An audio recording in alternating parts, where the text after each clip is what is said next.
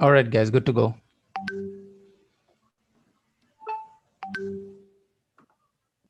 So yes, good day to everyone and namaste. Hello and welcome to VITAP University's second edition of Tedx. We are so glad that you could join us on this fine Saturday. I'm Sukhi, a junior at VITAP, and I'll be co-anchoring this event with Samarth. Hi. Hello, everyone. So we hope you have a great time since the TEDx VITAP team has worked very hard to make this happen. We're extremely thrilled to have the panelists that we do this year with all their wonderful, inspiring stories. Now, this event, hoping of course that the Wi-Fi gods are ever in our favor, will be a great good time. So Samarth, the theme for this year is really it, unstoppable. I reckon it could be defined as the act of being resilient in your endeavors and like standing strong in the face of all that life throws at you, staying at it no matter how high the crest of the wave and the direction of the wind. What do you think? Obviously, Sukhmani, you go around, see all the success stories, and they'll tell you one thing to stop at nothing at all, you see. And I think that is how our today's lineup, all of them are going to inspire all of us. They'll tell us how to overcome the obstacles and stop at nothing at all to succeed in our lives. Agreed. So now we would like to commemorate and start off by speeches from our faculty coordinators. Samuel, sir, if you could start us off with your note. All right. So thank you all. Thank you so much for your kind words. Thank you for your invitation. I would like to first of all commend all the team. There's a very big team, and the entire event is by the students, of the students, and for the students. That's what I believe. And is my audio clear, Samar? Yeah. Yes, sir. Okay. Yes. Yes. So we just want to tell you that I was seeing this entire team, TEDx team of VITAP for the last 2 months. We want to just welcome each one of you who have taken your time from wherever you are, from whichever part of the world, uh, to get inspired. And I always believe in, certain quotes, some which I write, some which I learned, which says opportunities are equal for all. Opportunities are equal for all. A successful person talks with results. A loser and a failure talks with reasons.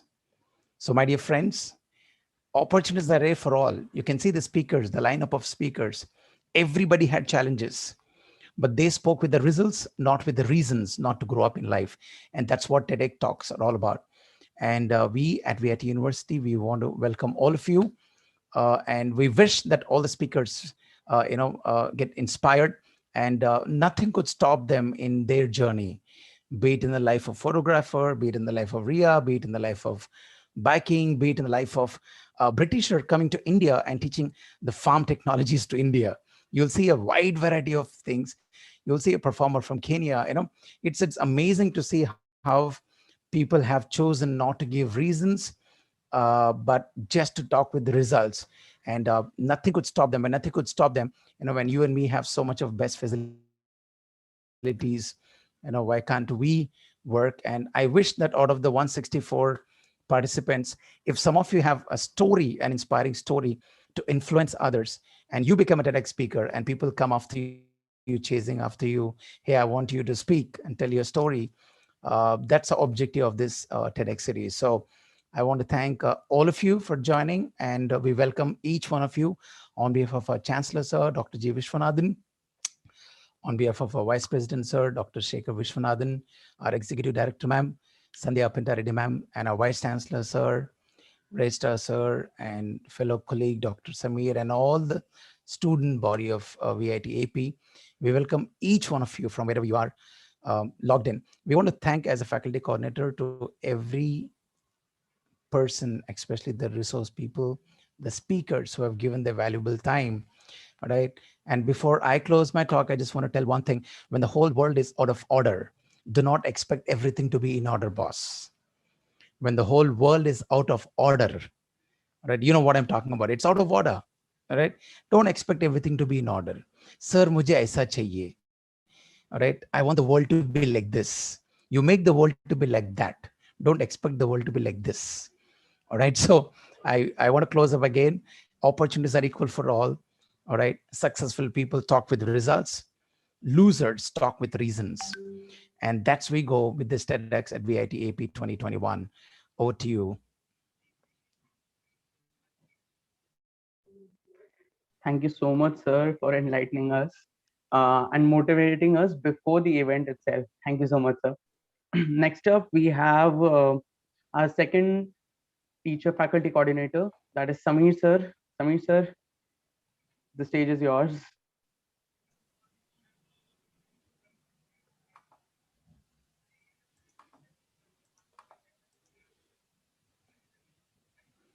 Yes, Samir, sir.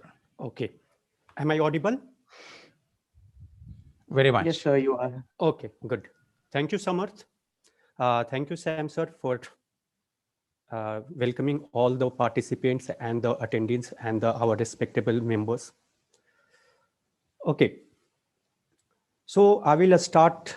I will take the privilege on behalf of my TEDx VITAP team to welcome you all once again. And I will start my message with one of the Sanskrit sloka. Please excuse me for my pronunciation. Ano Bhadra Krato into Vishwata. Meaning, let noble thoughts come to me from all directions. This is what TED is doing since 1984.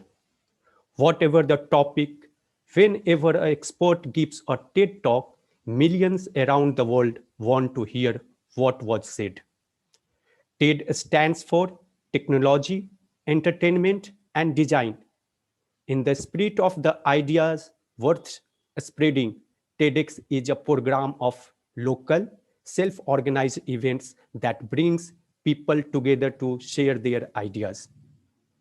These local self-organized events are branded as TEDx, where X represents the independently organized TED event. In the similar fashion, we have TEDx VITAP. We started from year 2019. First ever TEDx talk. The event was awesome and experience was unforgettable. Moreover, we got a feedback score of 80% around, which is remarkable compared to the international standards. This year, once again, TEDx VITAP 2021, which is the second version, but for us, again, it has become the first version since it is virtual and we are again new in this capacity. This year, we have the theme, The Unstoppable. A determined and self-aware spirit is what makes a person unstoppable. No challenges or hurdles can slow them down or defeat them. It is not an easy feat to accomplish. How one outgrows from one's shortcomings reflects one's personality. They truly are heroes of humanity. I can recall the statement of Swami Vivekananda, who said, Uttishtita Jagrata Prapya Vrani Bodhata. Unquote means arise, awake, and stop not till the goal is achieved. Be the unstoppable. Once again, on behalf of faculty coordinator, me and Samuel Johnson, sir, we welcome you all for TEDx 2021. Thank you.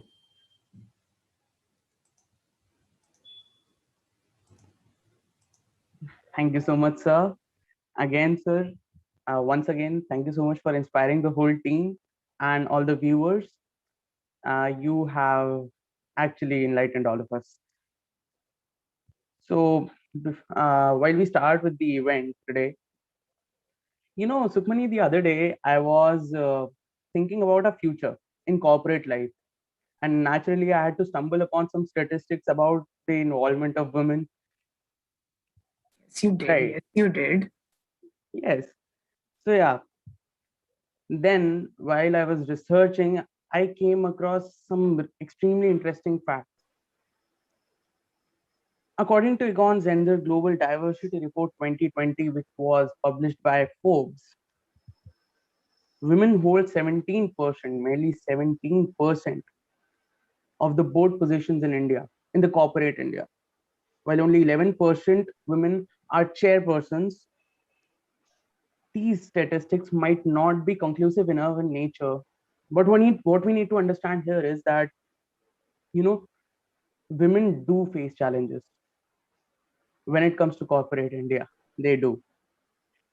And at the same time, women who overcome these challenges, you see, are nothing less than tremendous inspiration for all of us. Would you agree, Sukhmani? Truly. I mean, Right. yes, I mean, as the statistics that you gave, sure, it's in the tens, but it's always inspiring when you see someone go ahead, see a woman go ahead in her life, no matter what comes her way. Because, yes, we do still go through a lot of discrimination. So it's always inspiring. It's always just very motivating for me and for all my peers. Well, guess what, Sukhmani? The speaker who's about to speak next is nothing less than an inspiration for all of us. Mrs. Vanita Datla, welcome, ma'am. Mrs. Vanita Datla is currently serving in the capacity of the Vice Chairperson and Managing Director of Elico Limited and Managing Director of Elico Health Care Services. Ma'am, you have a plethora of awards, and I'm sure you will be able to enlighten all of us. The stage is yours. Welcome, ma'am. Welcome. Thank you so much, Samarth, and thank you, Sukhmani. It is definitely my privilege to be a part of today's event that your university is hosting for all its students and also participants elsewhere. It also gives me a lot of happiness that whatever I've done, which all my life has been very unconscious. I've never strived for any goal as such. But today, my efforts have been recognized by people all around. And more important than recognition is that I'm trying to create some sort of a lasting impact, which I think is necessary for the current generation to take up onto their mantle. Thank you once again for inviting me to today's TEDx event. And I've always looked at these TED events with so much of awe, because I know the people who get invited are really those people who are not that level in, they enjoy that level of stature, of respect in society, and they are true thought leaders, and they are the ones who get called to these events. And I always looked up at awe, and I thought, when will I ever reach to such an event? So thank you to VIT at Amravati for inviting me to one of your events, so where I get this opportunity. And I can also tell everybody, yes, I was invited also to a TEDx event. And so I'm very happy about that. Also, talking further on the point that Samarth raised, especially on gender parity and discrimination that Sukhmani, you spoke about. And this has always been the issue, especially with women who broke the traditional stereotypes and who were the outliers, if I may say that. Because the statistics are there, which Samarth has mentioned. And I actually made a small presentation that I thought, if you allow me, I would like to just share that presentation that hits the hard-facting statistics out there for everybody, because ultimately each one of us has a role to play in the society, and each one of us has a responsibility to do our bit so that we make the life better for the coming generations. So if I'm given the permission, I think I will share my screen. Sure, ma'am, you can. Yeah, You yeah. have- Yeah. Yes, ma'am. It's there. So I hope all of you can see my my screen. Can you make it full screen, ma'am? And stuff? Yeah, Yes, yeah. perfect. Okay, is Thank that you. perfect? Yeah. So Perfect. I'm very happy that your theme for this event is unstoppable. And I truly believe that the current generation that India has will become unstoppable if given the right ecosystem, if given the right encouragement, and if they are good thought leaders who can influence them and make them move to the next level that the country needs to move to. We all know that the country is still lagging far behind other nations. I just want to show a statistics where these two graphs, and on my left-hand side, the graph is showing what world economies are looking like. And this was as of 2019, but it is not changed in 2020. In fact, there must be a slight reduction because of the pandemic, the impact of the pandemic. But the sad part is that while United States and countries like China and Japan are really on the top of the ranking on GDP, India is actually slipping, and we actually slipped in the last 1 year. We were actually creeping into the fourth or the fifth position, but today apparently I was just reading the newspapers about a week back, and we seem to have slipped into the seventh position, which is quite sad. So probably we must be at about a 2.9 trillion US dollars economy. Now, if you look at the graph on my right-hand side, which is showing the population of each country, and there you see that we are neck to neck with China. And I'm sure that there is a prediction that we will overtake China in the coming decade. And what does this actually mean to all of you? I mean, you might say, okay, US is on top of the world economy rankings. Yes, we have the most populous nation. And today, most of you must have understood about the demographic dividend, which each one of you are part of. So what is it that is the correlation between both these graphs? I'd like to bring to your notice that on the population graph, the United States is a very, very tiny, tiny component. They just have about a 350 or less than 350 million population. Now that small population is creating a huge economy, which is almost 22 trillion, because this is 2019 figures. I think they did grow last year. They've almost touched $22 trillion. So that means every individual in the United States is contributing to the economy, and they're contributing hugely. So that means their per capita contribution is huge. On the flip side, if you look at India, we have a population of almost 130 crores and growing by the minute. Now, this population is only contributing a very minuscule percentage of the world economy. If you look at 2.9 US trillion dollars, and we are just less than about 3.5% of the world economy, that means that very, very few people are actually contributing to the economic status of India. Now, the next graphs are again statistics that I've pulled out of various places, and these show that how countries are going to move forward in the coming decade or the coming century. In fact, if you look at the graph, the statistics on my left-hand side, and if you look at the population, India will beat China in the coming century. Yet, are we beating other countries like the US, like China, in terms of our economy? It doesn't seem to be the case, because we still seem to be at the third level, but that does not mean that there is a huge jump in the actual economy. I mean, from $3 trillion, we might just move to about $5 or $7 trillion, but jumping into the the double-digit figure seems to be quite a far-off dream. Now, why am I bringing all this to your notice? After all, you're all youngsters, you're all busy studying, you're trying to get yourselves a degree. You might want to look for a job once you graduate, and then you probably would think of settling well in life. But what is that life that we have here in our own country? And why is that still we see hordes and hordes of students move to other Western developed nations in search of a better quality of life? The UN came out with these sustainable development goals, and they have 17 of these goals that almost all countries are trying their best to achieve, whether it is no poverty, whether it is zero hunger. You see these elements also in underdeveloped nations, maybe in the African continent, somewhere in the Middle East, maybe in Eastern European nations.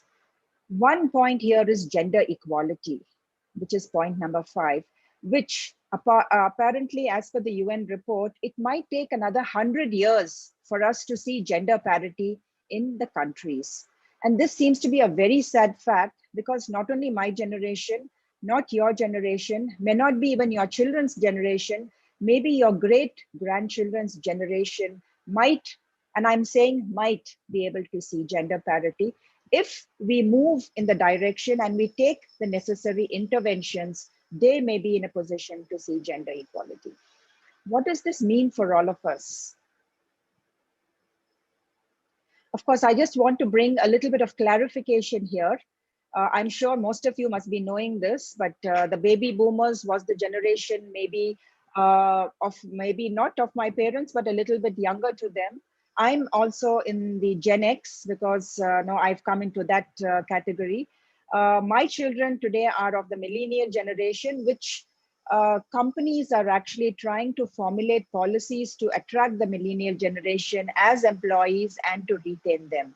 But I'm assuming that most of you are still young, because all of you are still studying. So most of you might be falling under the Gen Z category. And this means that this set of people have a different set of attributes, have a different cultural mindset, have different mentalities, have different attitudes. And as such, workplaces of the future will have to ensure that their policies will attract this generation and retain this generation. Because if you do compare the baby boomer generation and the Gen Z, or the millennial generation for that matter, the baby boomers, once they got a job opportunity, they stayed with that company till they reached their retirement age, till the end of their career. That meant loyalty. That meant not too much of job hopping. That meant that sort of a connect with the organization.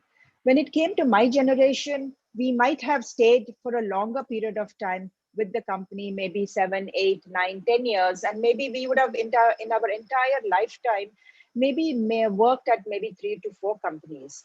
Whereas the millennial generation today are just jumping maybe every few months, every few years, because they do not show that connection with their organizations that they work for. Their mindsets are totally different from the HR policies that most companies have. Now, the next generation, which most of you will be totally different again. And it's a different ball game for companies to start looking at how we hire, how we recruit, and how we train these students who will be coming into our workplaces. So while the current generation is sort of totally bogged down with their time because of social media, I thought I will leave you all with a few pieces of advice, if you may call it. But I felt that these actually have helped a lot of people across these generations. One thing is, I understand that people from the baby boomer generation or from my own generation never took too many risks. As a result, if you look at the entrepreneurship sector, very, very small percentage of people actually took up entrepreneurship. In fact, in the days when I came into my career, it sort of was the last option that a person actually chose. If they could not get maybe a government job, if they could not get a job in the private sector, then they had to become an entrepreneur, because they had to ensure that there was some continuity for their earning capacity. But today, the entire scenario is different. Every youngster today would love to take risks. They have brilliant ideas, and that's why the startup culture, especially in many areas, have flourished. So taking risks is always necessary, and it is also becoming imperative in the coming days. And as the world population grows, the number of jobs that are available for all of you will become very, very difficult. So rather than becoming job seekers, I would suggest that most of you should become job creators. Take risks, try to invest in that idea that you have, because that brilliant idea might create a better quality of life tomorrow for the world. And you might be able to do the next best startup leading to become a unicorn. Also, finding a mentor is very, very essential and critical. when I was growing up and when I was actually pursuing my education or my career, I found that I never had anybody to guide me. And of course, this mentor, coaching, all these words were not really prominent in those days. And I mean, today coaching is very, very common, especially for senior leadership. I mean, senior leaders are coached to become better leaders. But in my days, a coach meant to be, somebody who taught sports on a sport field. Today, a mentor is necessary because the mentor brings experience and maybe domain expertise that can help you learn from their experiences, that can help you probably not make the similar sort of mistakes, and help you gain a much better perspective on how to maneuver your own life going forward. Networking again is very, very essential and crucial. And while I understand that the current generation is very, very, very active on social networks, also please look at professional networks. Professional networks will help you gain some sort of a stature. It will help you gain different connections that will help you advance your own career. And I, for a matter, have seen the effect that networking has helped women like me, especially. I've actually become the first chairperson of Telangana. Actually, I was elected as the first vice chairperson of Confederation of Indian Industry for the combined Andhra Pradesh. Unfortunately, the moment I took over the role, the states did split up, and then I was then moved to the Telangana side, where I continued to become the chairperson of Confederation of Indian Industry. Now, this is a huge industry body that is having a pan-India presence, and the primary goal of this network is to interact and to have advocacy of policies with the government. So we interact a lot with government officials, we interact with bureaucrats, we interact with dignitaries from abroad. So this gives a huge benefit to your own personality, to your own professional career. So networking is very, very important, especially for women.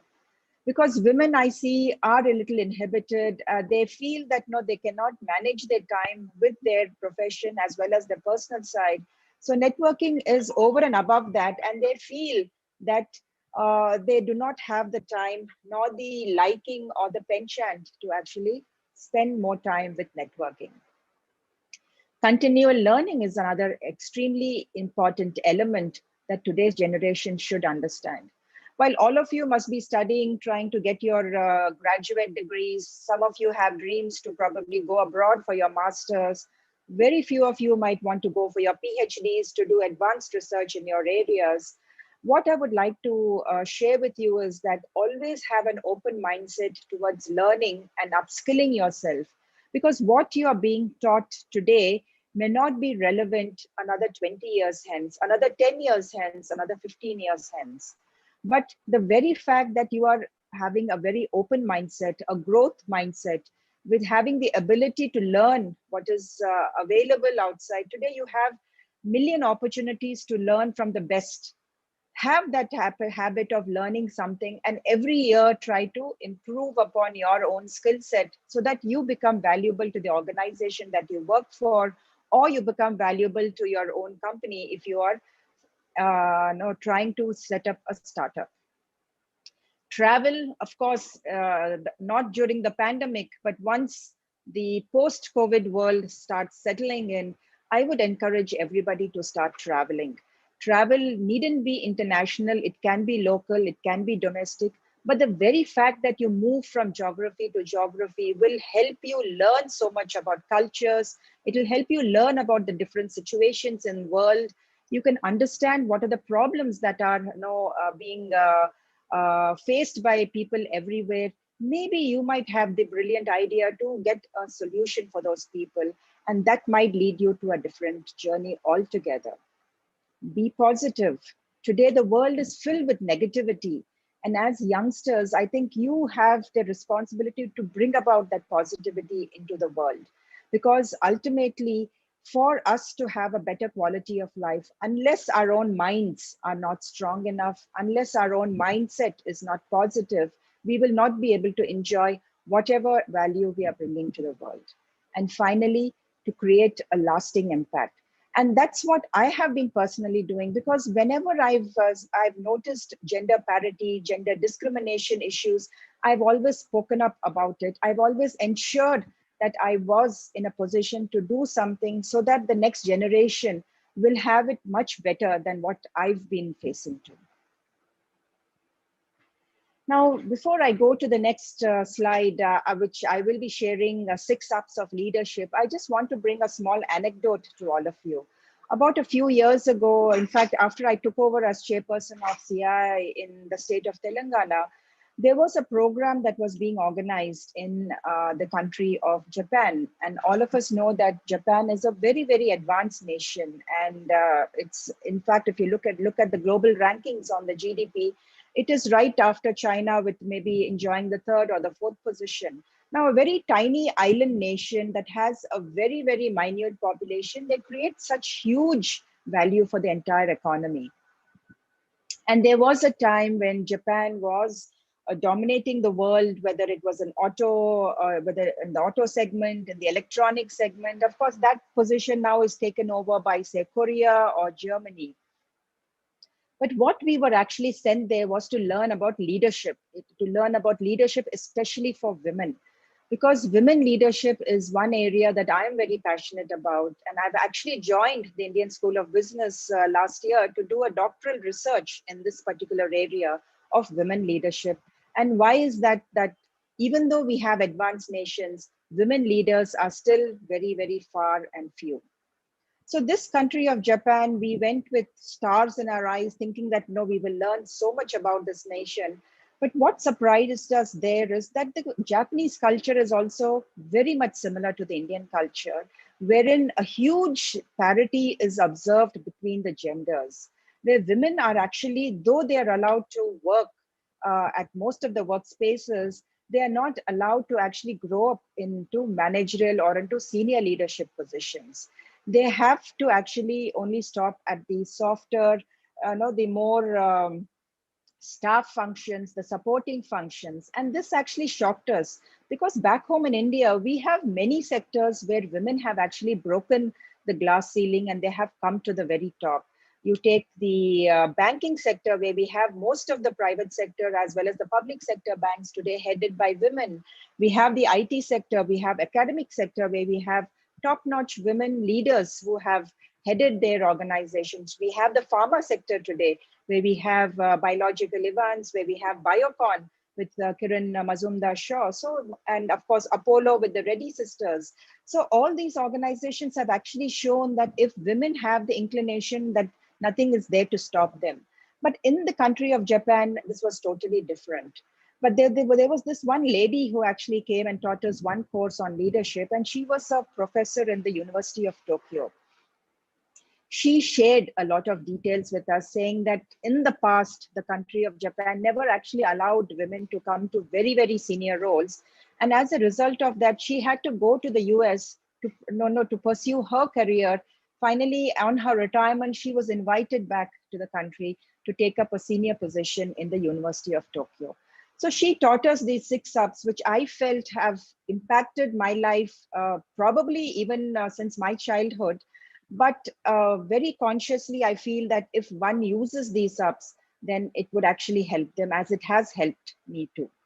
Showing up, I feel, especially again for women, and whenever I talk about these things, I would give an extra emphasis to the girls in this group today, because tomorrow it is you girls who will create a lasting impact, provided you stay at the workspace, provided you stay focused on your career, provided you actually walk up that career ladder and you bring that value to society, to the community, and to the nation. So showing up is very necessary for anybody. By showing up, I think half the battle is won, because you will understand what the context is and you probably will be able to bring certain value to that discussion. Secondly, speak up. Speak up again is very, very powerful, especially for women, because when we have gatherings, when we have meetings, when we have group discussions, women by nature seem to be a little bit inhibited.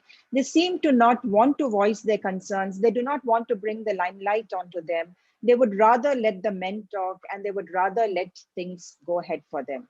So speaking up is very, very essential for girls especially, and of course for boys, because everybody needs to speak up to bring up their perspective to the discussion table. Look up here has two connotations. One is to look at the bigger picture and what is it that you can bring value to that bigger picture. And like I showed you in the beginning of my presentation about world economy and world economics, and what role you, the youngsters, will play in bringing up India to that number one ranking, you will have to look at the bigger picture. Also, personally, look at your own goals, look at your own dreams, and see that every step that you take will make you reach to that dream closer. Looking up also means look up at role models. Role models are so many across, whether it is within your own family, your own community, your own college, people around you, or across in different countries. The very fact that looking up at role models means that you look up at their personality traits, which are very, very admirable, and you could probably start incorporating them into your own personality. Don't ape people, but try to improve your own personality by looking at role models. The fourth up is to team up. And teaming up is extremely essential. It is one of the attributes that corporates look at when recruiting. But not only on your professional side, also ensure that you team up on your personal side. And here, when I talk about teaming up on the personal side, tomorrow you young boys will get married, and I would expect you to also help doing all the household chores. Also, the girls who do get into career, ensure that your families do take equal responsibility, equal share of the whatever household chores are available, so that both of you work towards balancing your home as well as your professional life and move forward, so that you will not, and this is my next up, not give up. Because this is one of the primary cruxes of why women actually give up, and why today the statistics that Samarth had shared with us in the beginning of his introductory speech was that today we have less than 17% of women, though qualified, that are not in the workspaces.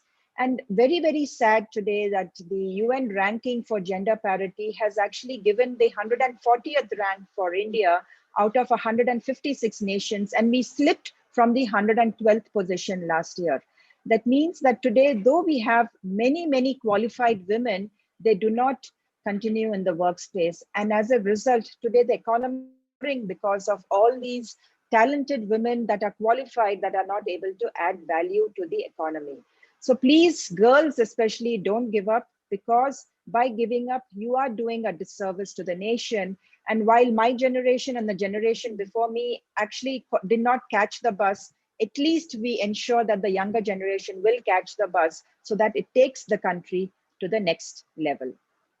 And finally, to be a true leader, it does not mean that we create millions of followers. Maybe you might have million followers on Instagram or on Facebook and all the social media handles, maybe Twitter, but that does not mean that you are a true leader. A true leader means that you create further leaders under you, and so that once you come to a position of leadership, ensure that you lift others up. And I've been using all these 6 ups of leadership, maybe unconsciously early part of my life, but even now, once when I've been taught by this university professor in Tokyo, I've been ensuring that I do follow these ups to help both personally and professionally advance not only myself, but people all around me, so that we do ultimately make India to be the number one player wherever it is, and ensure that the nation will be the most preferred nation in the days to come. And I'm very, very sure that the current generation of youngsters will have the potential, will have the opportunity to get India the glory that it deserves. And with that, I will conclude my speech. I thank everybody for giving me this opportunity, and I will hand over back to Samarth.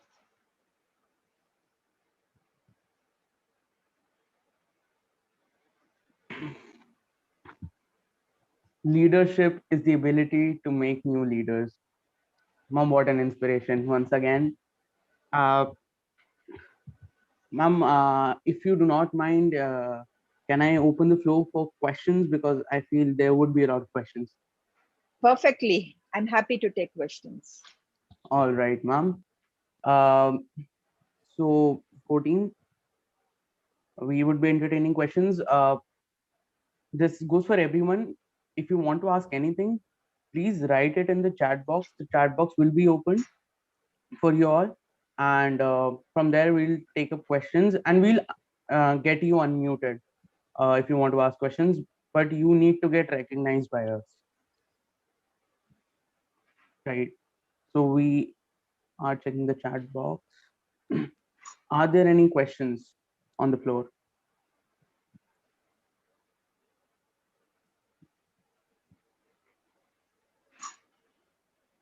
I guess it's too early on a Saturday morning for people to digest maybe what I've said. So Absolutely not, ma'am. Actually, ma'am, I think a lot of us are impressed. See, we have already uh, started getting some responses. I think very informative to us, ma'am. Thank you so much for giving this opportunity to hear your speech, ma'am. I would also like to personally thank you for giving a very eye-opening speech with all the statistics and all the facts. They were straight up. I mean, when it's more like we can, like, it's easy to go and look at facts, but we also do need a constant reminder of what the reality is, and it's so great to hear from you. So thank you so much for being here. thank you. Thank you for giving me the opportunity to share my experiences with all of you. Right, ma'am. If we don't, right, ma'am. So I think everyone is very much inspired by whatever you had to offer us. Thank you so much, ma'am. It was indeed a pleasure. Thank you, ma'am. Thank you. Thank you.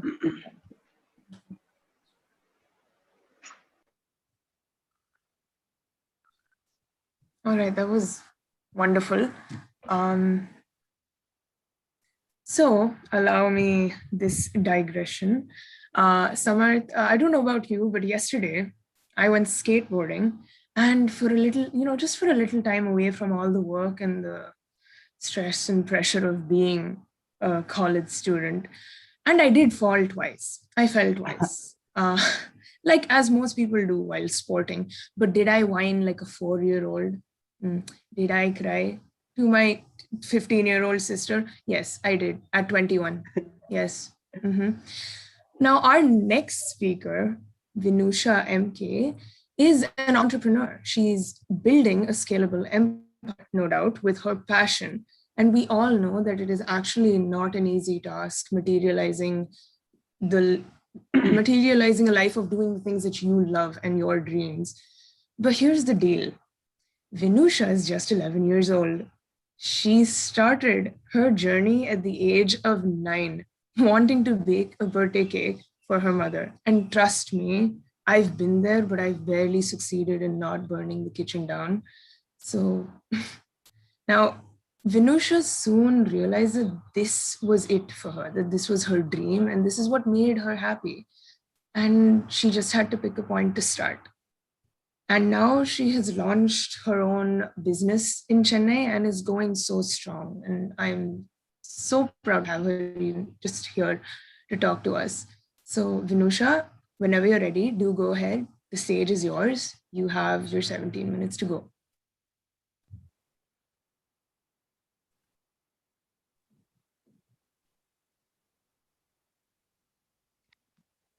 Can you please enable my screen sharing? I want to share the screen. Yeah. Thank you for the wonderful introduction.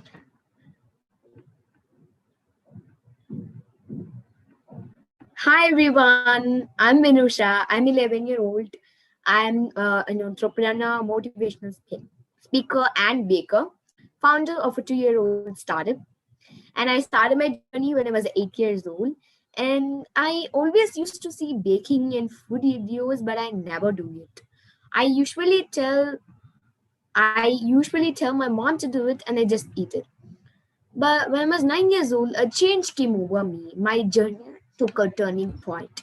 That's when I started to bake my own cakes. So like I baked a cake with my friend for my mother's birthday. So my mom was really pleasantly surprised and she encouraged me to make more. And I was very happy about that and I continued to bake more. I wanted to bake a cake again, so I called my friend, come let's go and bake a cake again. My friend said that baking is boring, it's not interesting, and I don't want to bake.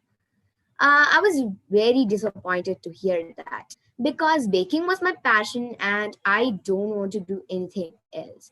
So, but that didn't stop me from baking. I became unstoppable. So after that, my father and mother took me to many baking classes. There, I met a lot of entrepreneurs. I was inspired by their stories and ideas. So, and I was inspired by their roles towards the society. So I thought, why shouldn't I be one? Then I started my brand called Four Season Pastry. I started it on September 15, 2019, and it's pretty good, right? But do you think people will support you at the age of 9 when you're starting your brand? Of course, they will criticize. That happened to me as well. Some people used to tell me, why did you start at this young age? You have a lot of time to face failures and earn money. But like that didn't stop me either. I Those comments don't stop me. So I became unstoppable once again. So when you start entrepreneurship at young age, you have both disadvantages as well as advantages. Example, when I visit entrepreneur programs, I share my business cards. They ask me, are you not going to school? My answer is yes, I do go to school. What do you think is their second question is? They ask me, are you good at studies? My answer is yes again. And those comments also didn't stop me. So I became unstoppable once again. People think that starting entrepreneurship at young age means we have to invest a lot of money. No, that's not true. If we have a good idea, then we can succeed and solve the problem of the society. All of you here know that under 14 years, you shouldn't be working. So getting an internship was very difficult. So somehow I got the internship. Actually, whenever I go to a festival or carnival, I used to ask the chef for their internship in the five-star hotel. But they usually tell me to write a mail, but when I write a mail, I don't get any response in the end. One day, I met a founder of a five-star hotel. I talked to her and gave my business card to her. She even shared my number, so I was in contact with her. After a few days, I asked her about the internship in a hotel. Surprisingly, I got the internship in the five-star hotel for that. Many of them think that child using social media will get addicted to that. But that didn't happen to me. Through social media, I got connected to worldwide brands. I even got to visit the world's best beverage and dairy factories as well. So social media was helpful for me. Many people think that an 11-year-old girl child can't give a speech in front of a mass audience. But that comments don't stop me either. I became unstoppable once again. I gave speeches to the management graduates and sorry, I think so. My screen just left out. Sorry, let me just share it again. I hope you can see it now. Okay. Yes, so we can do. Yeah, sorry for the problem. So many of them think that like a child, 11-year-old child can't give speeches in front of a mass audience. But those comments don't even stop me either. So I became unstoppable once again. I gave speeches to college graduates, engineering graduates, and management students, and even school students too. So that didn't stop me. So parents think that children can read only can't read books. They can only read picture books. But that didn't stop me either. I became unstoppable and I'm a very addict reader. People used to ask me, you are a kid, why do you take baking classes for kids? I say I want to share my knowledge with everybody. Even those comments don't stop me. I became unstoppable once again. Now, I would like to share some of my achievements with you all. My cooking show was featured in TV Bricks, Russia, and I did 12 cooking episodes there. And I got appreciation from Vinusha, the Nestle. screen is not shared. Um, okay, there's a problem about that. Can you share the screen? Not share, but I'm sharing it. Sure.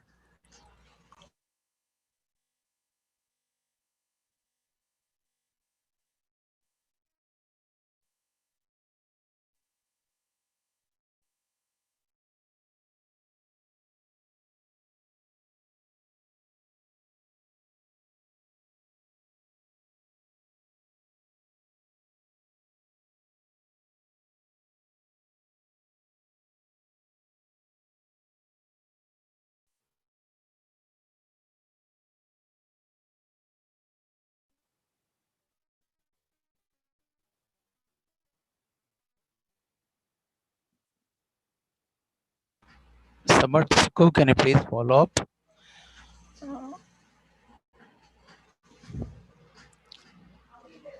No, I yes, sir. guess I guess Vinusha's network is yeah. Right, sir. I think Amritesh would be able to share the screen if you have. Amritesh, if you have the PPT, I can you don't have the share PPT. or Can you call yeah, up I don't have Vinusha the and check? PPT. Give me a second. I'll get it.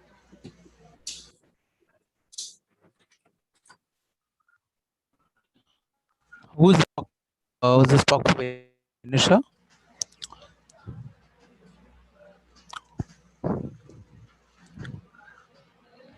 Uh, I request everyone to wait for like a couple of minutes. Let us sort out. Yeah, let us sort out the thing. Well, it is a tiny bit unfortunate, but this is an online event and the Wi-Fi can always be Yeah, I think so. Vinusha is back. running all over the place. So is Vinusha back? Is she ready to Yeah, go? who's the point of contact? Can they call her? Who is in charge of Vinusha? Uh, so I think it's Preeti.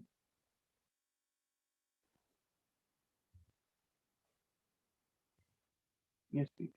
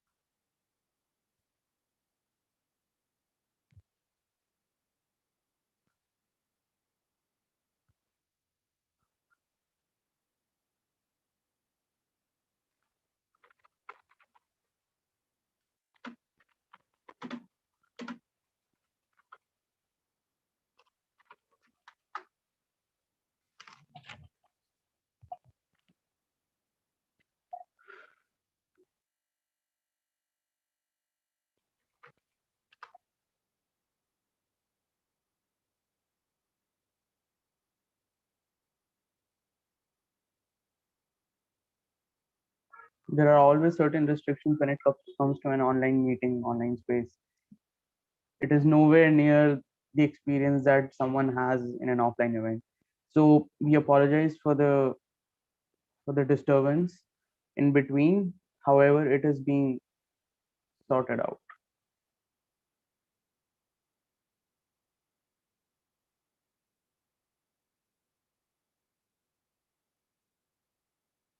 Right.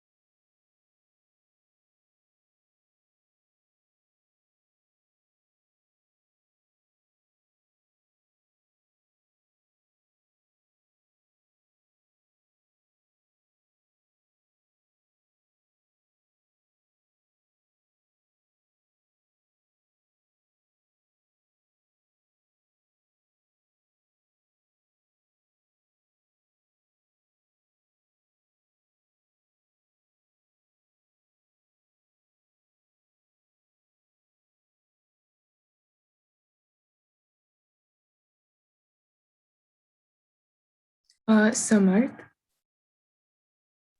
Yes. I think while they get this going and while they get this up and going again, which I'm sure they will in a while, Yes. mm, first of all, the speech was going great, wasn't it? Really cool to see Vinusha speak. I have a question. Have you ever tried to bake a cake? And failed miserably, very honestly speaking. Well, it took me a long time to even get one right. I still don't. Sukmani, at 11, I was crying over Nobita's fate in Doraemon, all right. Well, at 21, I still cry when I watch all sorts of cartoons. So, I mean, we still do not know what we are going to do in life, right? I mean, oh, we do have well, ideas, but yes. again, you see, and then we have someone who's 11 right now and is far more successful than all of us sitting here. I mean, I think, well, of course, we should take that in stride because it's really great to see someone who can actually work on their ideas because it's always the first step that counts. It's superiorly hard because, well, I could be sitting any evening now and get a lot of ideas and a lot of scalable ideas too, but then working on it is actually all the difference that it is. Taking the first step to actually draft a plan and to get the cogs moving, that's where the action counts. Yeah, seriously. I mean, you sit at 1 p.m. at any given night, and yet then you think about a lot of things. You think about life in general. You get a lot of ideas, and by the time you wake up the next morning, all the energy drains out, and you're like, just go with the flow, whatever is I happening, think right? I think we're just all caught in this sort of race against, I'm not sure quite what, but the competition is cutthroat. And as our first speaker said, it's very imperative to remain positive in the face of all that we face. Right. But oh, Vinusha's back. Hi. Hi, Vinisha. I'm so sorry. There was No, those no, not at all. technical. Not at all. We Not at do all. understand. Well, if you're ready to go, Yep, anytime I now. am. All So, right then. Go right ahead. So I was sharing one of my achievements. I have been featured in a TV Bricks uh, Russia channel, and I have done 12 cooking episodes there. So it was a great moment, doing an episode cooking episodes over there. And my second appreciation, I got appreciation from Mr. Suresh Narayanan. He's the CEO of Nestle, and I got appreciation from Chef Sanjeev Kapoor also. I think so. The screen is not sharing again. Can you take care about that? oh, sure, we are looking into it. We're looking into it. If you want, we can share the screen from our side. Yeah, actually, I'm not sharing. I think so. It's been shared from Right. here. Right. So unexpectedly, actually, I visit HCCB. It's Hindustan Coca-Cola Beverages. I received a very warm welcome over there, and it was amazing to see the factory. And I received the Changemaker Award from Radio City 91.1. That was also an amazing moment. So now I would like to share you two unstoppable stories with you all. Let me begin with the first one. So Neil Armstrong, he is the first person to set his foot on the moon. Many people may be knowing him, but do you know who is the first person who was supposed to be the first person? Many don't know, right? His name is Edwin C. Darren. He was working for the American Air Force, and moreover, he had the experience of spacewalking. Hence, he was selected as a pilot. Neil Armstrong worked for the American Navy. He was selected for his courage as a co pilot. When the Apollo mission landed on the moon, they received a command from NASA: pilot first. But Aldaren was hesitant. What will happen? Will I get stuck in or will I burnt out? Etc. The hesitation was not for hours, it was just for few seconds. In meantime, NASA sent the next command: co pilot next. Within the next second, Neil Armstrong put his foot on the moon and became part of the world's history. Within the next second, Neil Armstrong, like he put the foot on the moon and he was become the world's history, right? So within 1 second, the history was changed. The world's history was changed in just 1 second. So the Valdaran and the qualification and talent, because of the hesitation, because of the fear, he was not recognized by many people. The world remembers the only person who comes first. So this is a very good example of how people lose out because of hesitation and fear. Whenever you see the moon, remember this. A moment's hesitation can stop us from the world's greatest victory. So even though he was not qualified, that didn't stop him. So he was unstoppable. So let's be unstoppable like him. Now I would like to share the journey of Venusha's baking kit. So one day I wanted to bake a cake as usual. So I called my mom, come, let's go and buy the ingredients. My mom said that, oh, the supermarket is closed. But I really wanted to buy the ingredients, so I was really adamant and I started crying. I got nice thrashing from my mom, and she said, tomorrow we can buy. Tomorrow also, my mom didn't have enough time to buy the ingredients. This went on for a few days, few weeks, and few months. So after that, my mom finally got me the ingredients. I was like, oh, finally, she got it. So I thought, why shouldn't I create my own Venusha's baking kit in which we'll be having the ingredients with the correct measurement. So everybody are not able to get the correct ingredients in the correct proportion. In this baking kit, it would be available. And kids are not able to learn the science behind baking. You can also learn that in this Venusha's baking kit. And so in this baking kit, we have the STEM, which is science, technology, engineering, and math about baking. So kids will learn the science behind baking from this baking kit. And this baking kit is for kids between 7 to 14 years old. They still be having the raw materials, procedures, some content about the kit, what's inside the kit, and all those things. So that's the thing which will be in this kit. So this is the Venusha's baking kit as shown in the picture. So that was the when I launched my Venusha's baking kit. I put up a stall and launched it. So that was when I launched it. So it is very useful for people who don't know to bake also. So it's very good for them and they can even bake. So now I like to share the next story. So next story is also very inspiring. That's also a very good, unstoppable story. So once a jobless man applied for a position of an office boy at Microsoft. The HR manager interviewed him and then gave him a test. Clean the floor. The man passed the test with flying colors. The HR manager informed him that he was hired. And he said, give me your email address and I'll send you the application for employment and I'll give you the date when you should report for the work. The man replied, I don't have a computer or an email. I'm sorry, said the HR manager. If you don't have an email, that means you do not exist. And we cannot hire a person who do not exist, they said. The man was very disappointed. He was very starving and he really wanted a job. He didn't know what to do. He only had $10 with him. So the earns that he spent, he won't have any money to buy any food. He went to the supermarket, bought a crate of tomatoes with his $10. He went from door to door and sold the tomatoes less than 2 hours. He doubled his money. He repeated the operation 3 times and returned home with $6. He then realized that he can survive this way. He started to go every day early and return late. He doubled or tripled his money every day. Soon he bought a cart, then a truck. In a very short time, he had his own fleet of delivery vehicles. 5 years later, the man became one of the biggest food retailers in the US. He started to plan his family's future and decided to have a life insurance. So he called an insurance broker to choose a protection plan.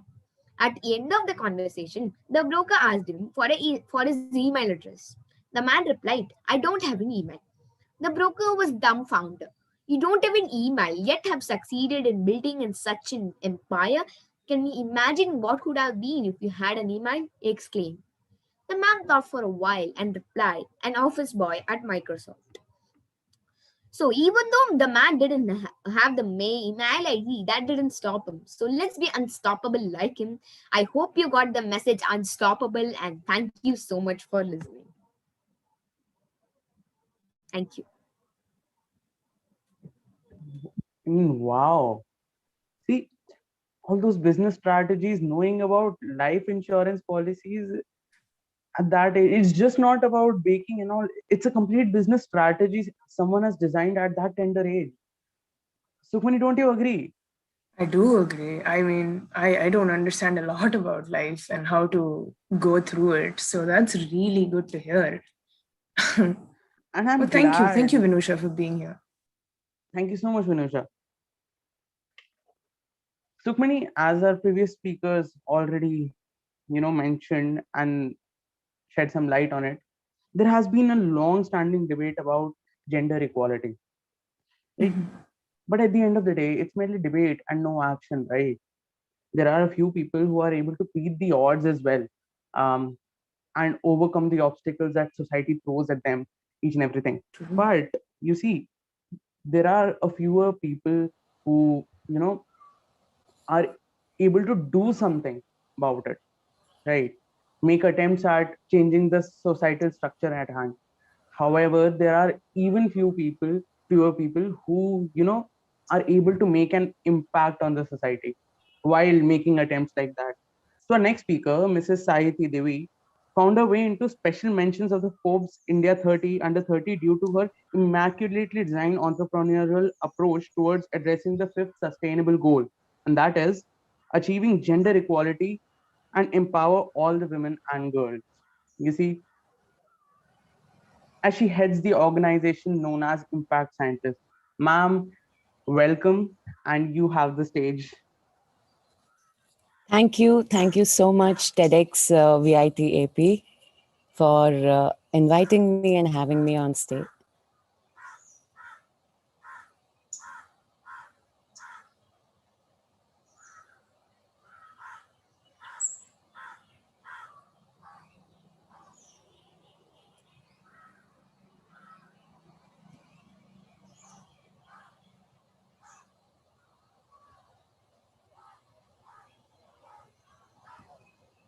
Ma'am, is everything all right? Can we help you Could you, in? yeah, I think you will have to help me with the screen sharing. All right, ma'am. Let us just take care of it.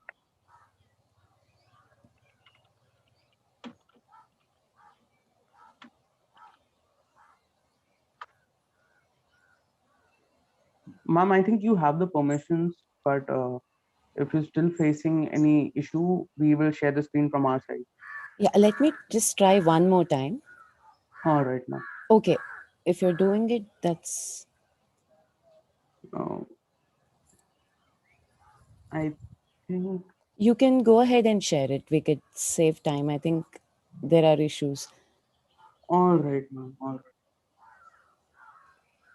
Just give us a couple of minutes. We'll just do it. Sure.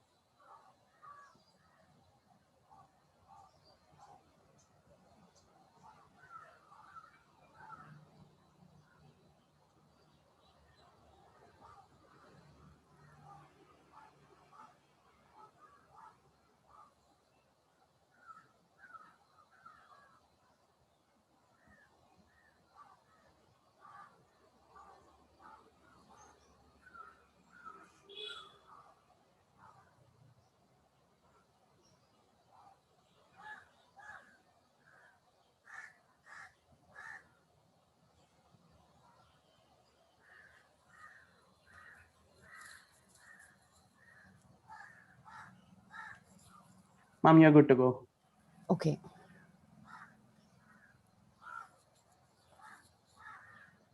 Welcome, everyone. I'm Sahiti Divi, founder of ImpactScientist.com. I would call my journey a journey without destination because I'm moving from one place to another continuously. In this journey, I started in Hyderabad. It actually began. Can you go to the next slide?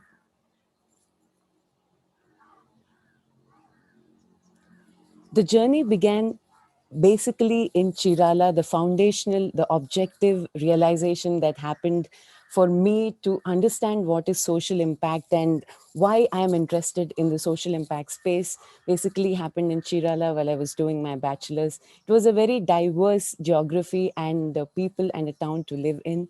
And then I moved to San Francisco to do my master's, where I had an opportunity to study with more than 100 people from 100 countries. And after which I immediately came back to Sri Lanka, India, and then got back to Sri Lanka for my volunteering experience, where I worked in gender equality for the first time with the UNDP, moving from one village to another, talking to women and talking to girl students, especially about what is sex education, what is gender equality, what can women bring to the economy and to the table if they are given access to equal resources and are able to participate on all platforms equally.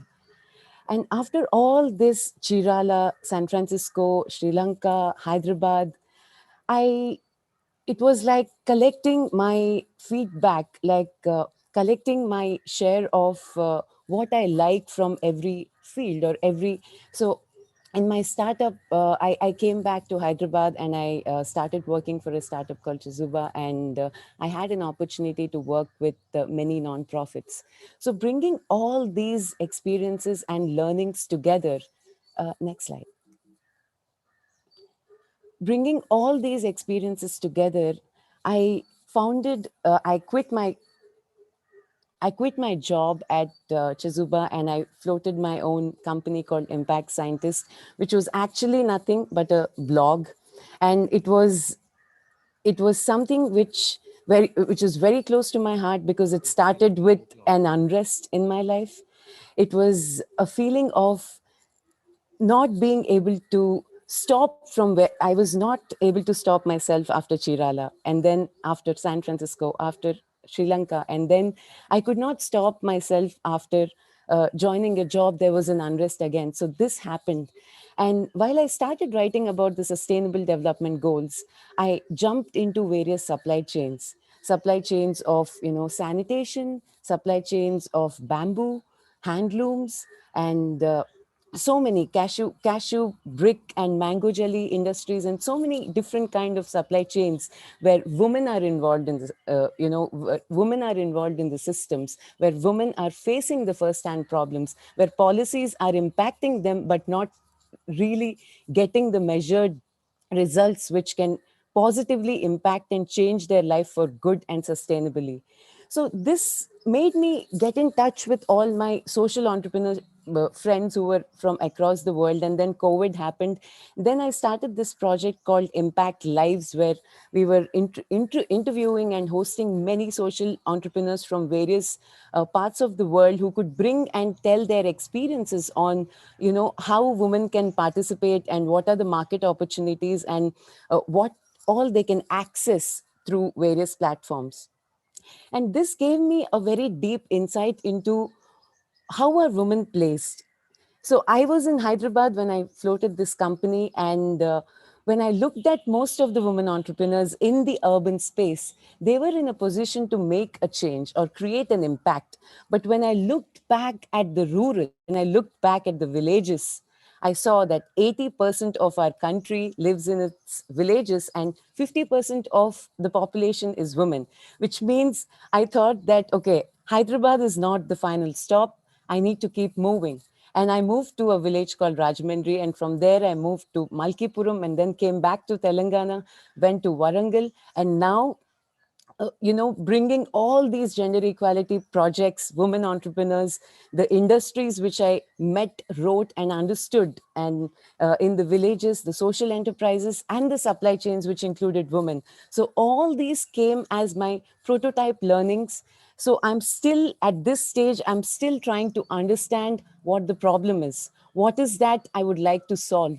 What is because we are not redefining the problems. We are only coming with the solutions and trying to put our solutions into the market. But I was kind of taking my own time to jump into every supply chain, every social enterprise, to understand and redefine the problems once again, so that I find my sweet spot. I find that spot where I get up every day and I feel unstoppable. I don't have to complain or look back for a holiday or for a break in my life. And that is what Impact Scientists gave me. Next slide. And two of the most impactful things which this whole experience has given me, one of them is, while I was in Malkipuram, we did a very interesting project with weavers, around 100 weavers, by taking the fabric from them, going to their homes, understanding their day-to-day activities, what are the capital-related problems, how many handloom materials are being produced, and where is the market, how the supply chain is struggling, although there is a huge demand globally for these products. So this was all the background research we were doing on the handloom industry and working with 3 villages in East Godavari district of Andhra. And one of the most impactful thing which happened was meeting Nageshwar Rao Garu, who is India's eldest weaver. So anyone who weaves usually weaves till 50 years old. That is the max. 55 is the maximum age after which weavers usually stop weaving because of the health issues, and because of there are so many other health related problems because of which weavers cannot continue to weave. But while we were doing this research, we saw that he was actually weaving at 86 years old, and he was creating saris, and the saris which his wife wears also are woven by him, and he's been weaving from Mahatma Gandhi times, since he was paid 2 rupees for weaving in a day. So we started with a crowdfunding campaign for this weaver, because that is the condition that he was living in. And Impact Scientists gave me a community. The reason why I'm showing you this example is writing a blog or writing a story, bringing all these business ideas and women entrepreneurs and stories of villages into one place gave me my community of people.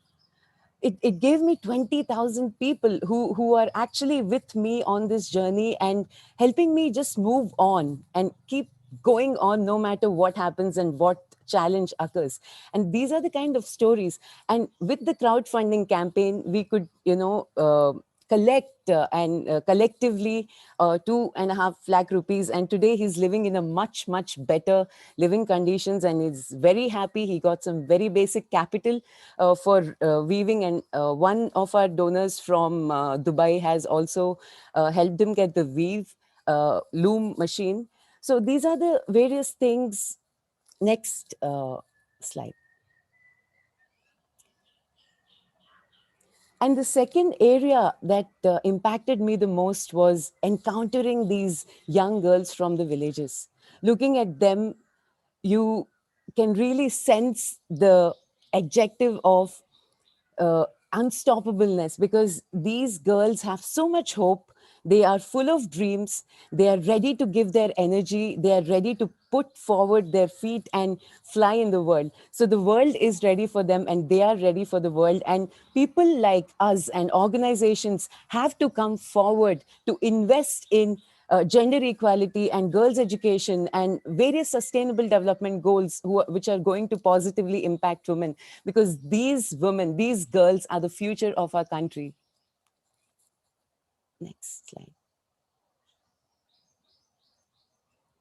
So as a whole, Impact Scientists became a basket of stories with the goal of women empowerment, searching and discovering and exploring for village enterprises, and working exclusively and extensively on sustainable development goals, whichever village I go to, whichever town I go to across India. We speak about sustainable development goals. We scout for village enterprises. We are always in search for women entrepreneurs to bring their stories out, because these are the real stories of inspiration that our country and the world are looking for. Next slide.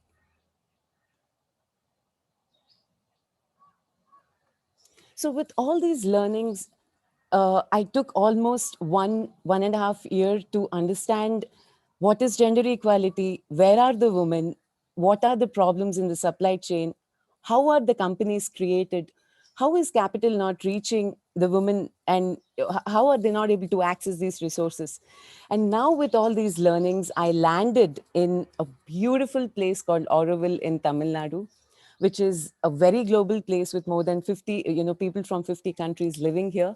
And that is my house. That is where I live. That's a bamboo house made of red mud and bamboo.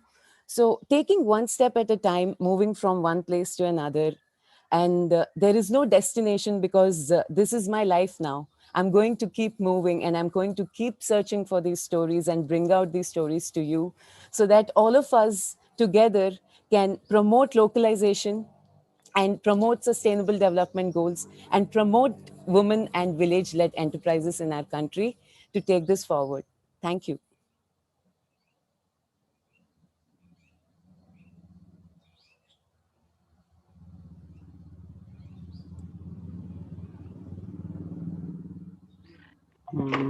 Ma'am, that was amazing, actually.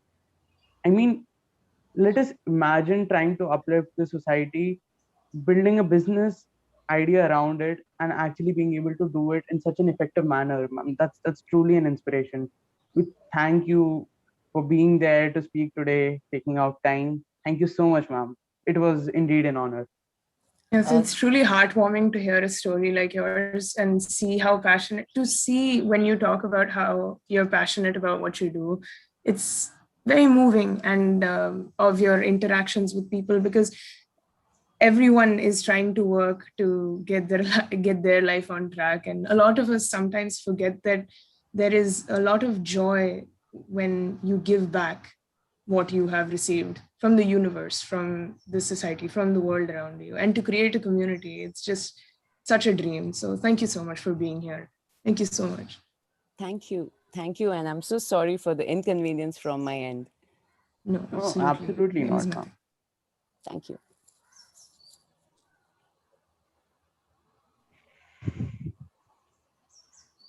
All right, so Samarth, we're having a good time, I suppose. We're having a great time, all of us. Obviously.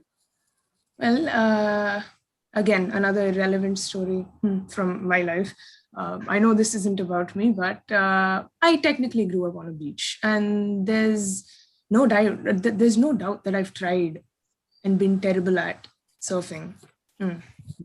I've always got these eyes when I say that I've surfed before, but I know that by far, however much I fail at it, it is quite the exciting thing to do. It's quite the exciting sport. It's very invigorating. So just getting away your fears Yeah, of Tati. the... Sorry? Tati, in an important meeting. Okay. Well, Sincere excuses for that. apologies. So, yeah, so just getting over your fears of open waters itself it's a great deal, and it takes all the concentration and skill and plain will to keep going, and it's not an easy task. So naturally, our next speaker, Andrew Cotton, is nothing less than inspiring to me. And Andrew is a professional big wave surfer, top level athlete, adventurer, and motivational speaker. So he travels throughout the world, surfing some of the toughest and heaviest waves on the planet. He went from watching big waves and surges on TV and in magazines to partnerships with Red Bull and just doing what he loves every day. So let me just stem my tide now. And without more ado, everyone, Andrew, whenever you're ready. Thank you. Thank Which country? Good morning from England. It's really early here, so I'm a little bit sleepy-eyed, as you might be able to tell. But I'm just going to tell you my story, really. I'm just going to share my screen with you. Not that one. Okay.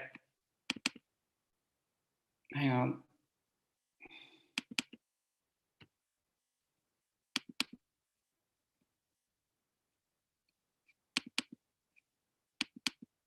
No, it doesn't want to. Now it doesn't want to work.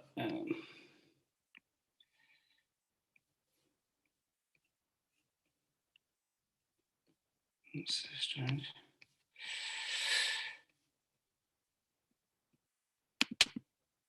Right, I might need some technical help here, guys, because I had it up like 2 minutes ago, and now it's not working. Maybe can we show your couple of pictures, Andrew, if you don't mind? Pardon? Can we show your pictures from online? Well, hang on. Is it?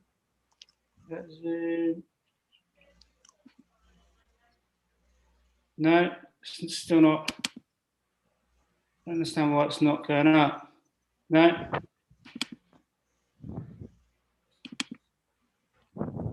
No. Won't share. Can it try again once more? Yeah, it should probably work now. No.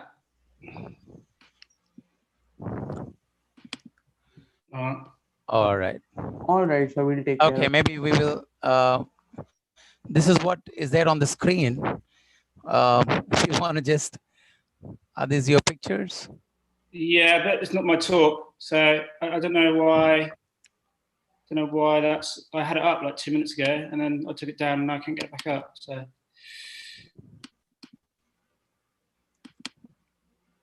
it's not. Yeah, it's not doing it. Or could you like to share it on the chat, and then we'll take it from here, so that we can share from here. I don't know how to do that. I'm sorry. In the chat.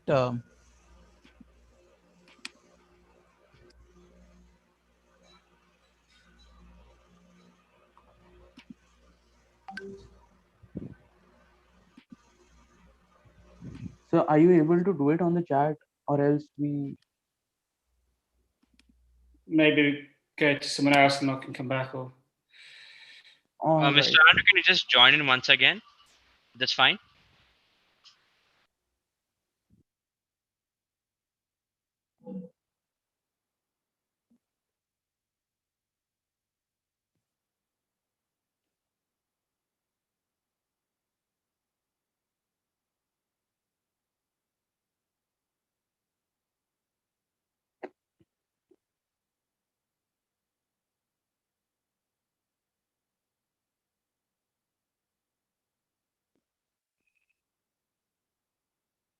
Ladies and gentlemen, once again, we sincerely apologize for the obstructions that we are having for this event. However, there are certain restrictions on an online platform.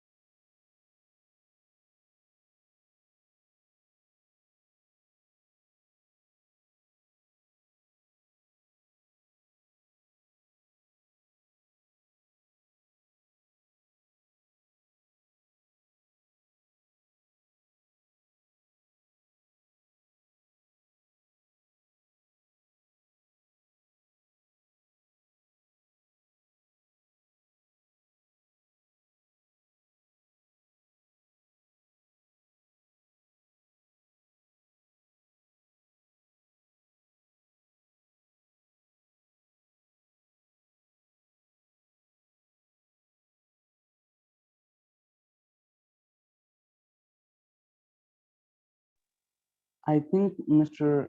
Horton has joined once again, so we can move forward with the presentation as well.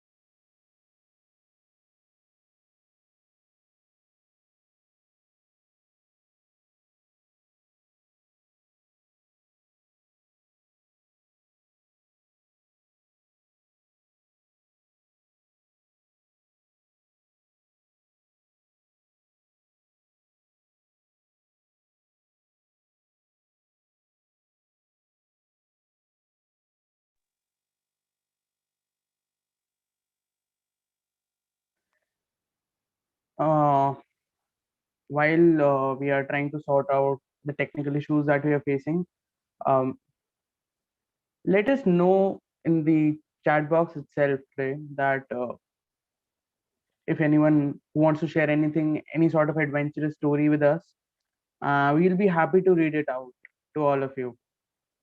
If not now, at least after the session, we would be happy to do so.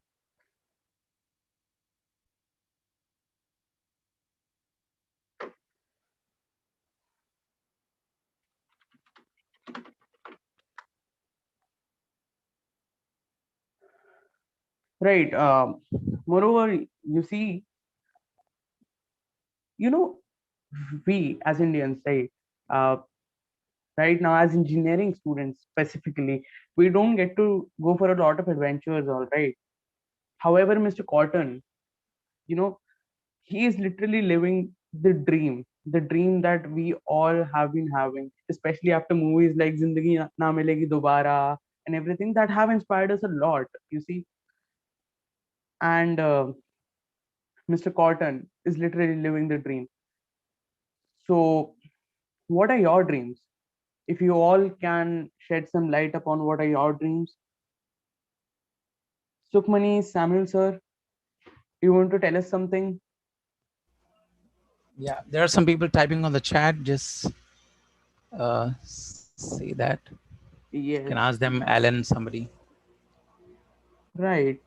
So Alan says, I just wanted to congratulate Vinusha. Success at such a young age is exciting and very inspiring for all of us.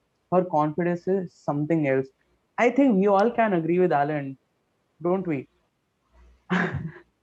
Because again, at such a tender age, we imagine, obviously, we imagine doing a lot of things, but it's merely imagination, right? Uh, S. Varadarajan says, I would suggest that the speakers can just go ahead with their audio if video is not working. Let's see if the speaker is comfortable with that, and let's see how it goes. Right. I Yeah, think we and have Mr. Cotton on board. Uh, Mr. Cotton, you have the stage now.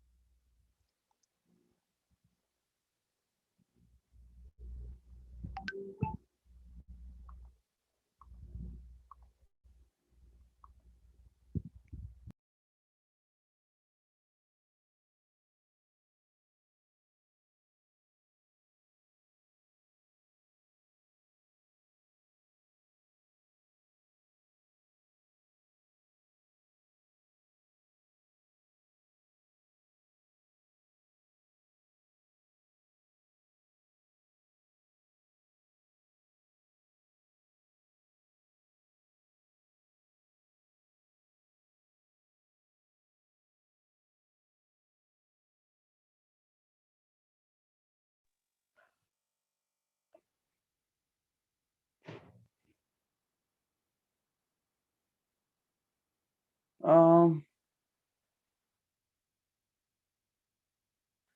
right, sir. If you're still having any discrepancies while trying to share the screen, you can simply talk to us because we would be more than happy to hear your voice at this juncture.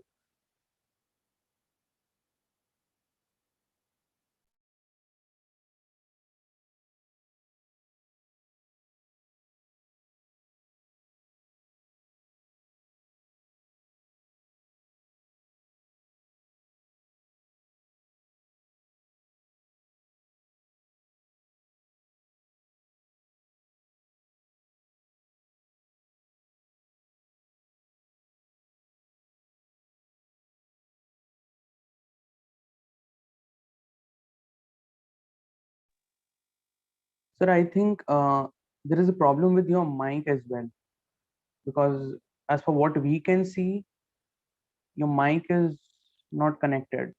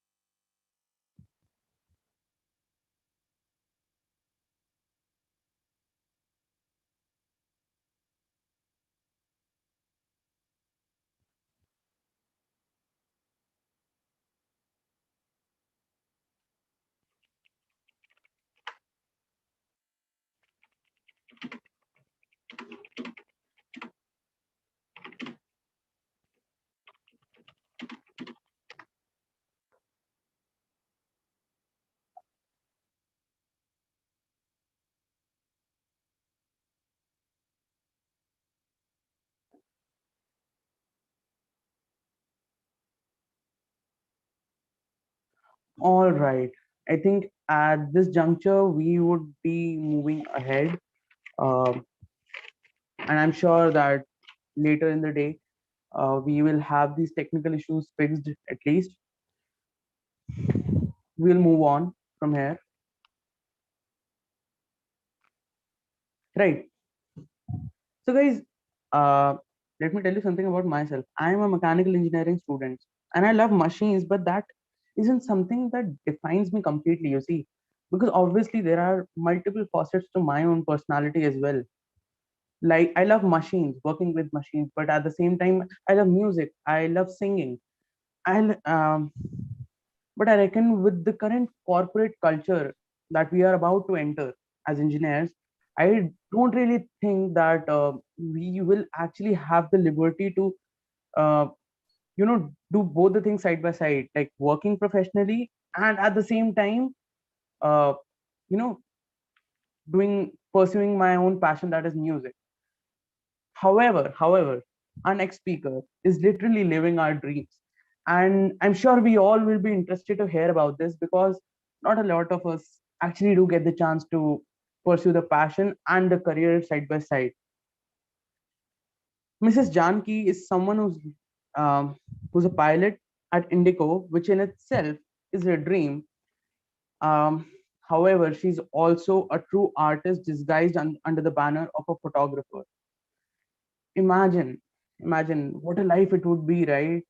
Go around, photographing your moments and also being able to present them, express them in such an artistic fashion. Don't you agree, Sukhmani? I do agree. It was quite interesting when I saw the profile from Miss Janaki. It was very cool to say the least. Because personally, I would like to do everything and anything that comes along.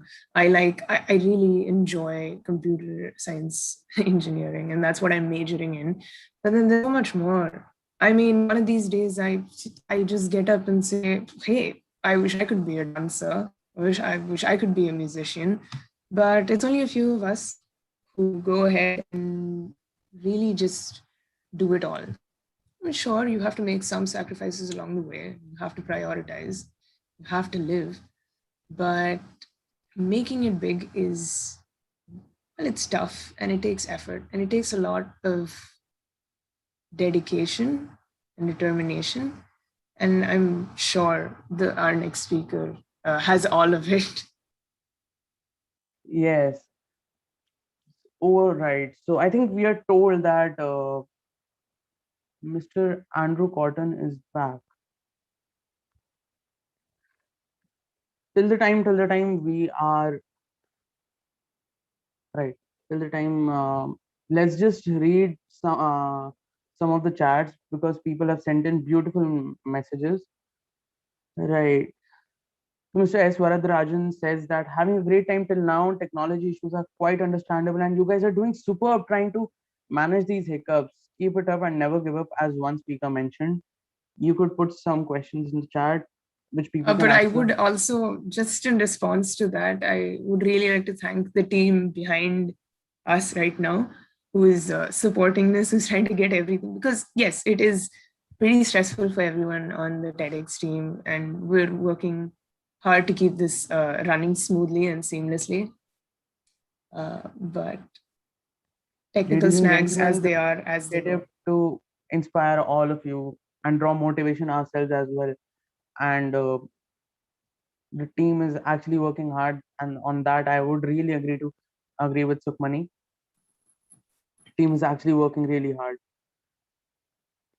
So right, Samuel sir has asked a question that is, does everyone have an opportunity to bring a change and make this world a better place without money? And Mr. S. Varadarajan says, Dr. Samuel, your question is like a double-edged sword. Opportunities need to be created if they are not presented to us, but when presented, we cannot procrastinate but to get ahead. Well said, Mr. S. Varadarajan. And I think we have Mr. Cotton back, thankfully. Mr. Cotton, Please tell us if you're ready to speak.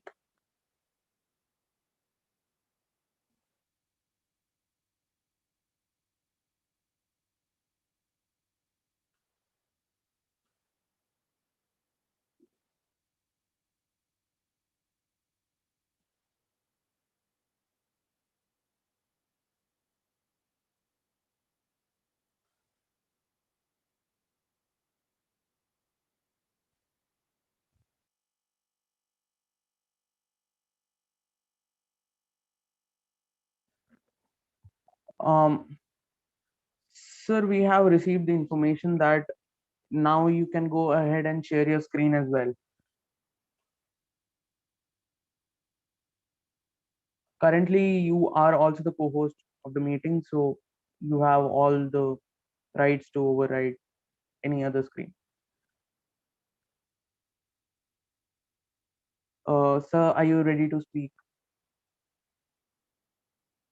Can you unmute?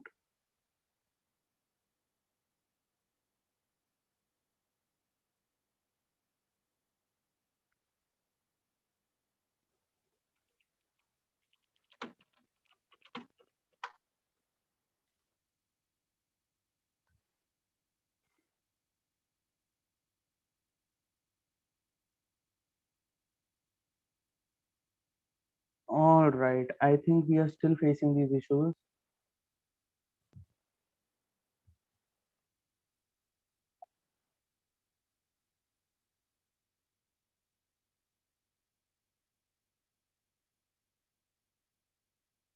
Fine. I think we would finally have to move on to the next speaker, that is Miss Janki. We already know she's living our own dreams somewhere hidden very deep within our own souls, our own conscience. And I can see Miss Janki on board. Welcome, Miss Janki. You have the floor now, if you're ready to go. Absolutely. Am I audible? Oh, yes, you are, ma'am. Lovely. All right. So, where do I begin? Where did it all even start?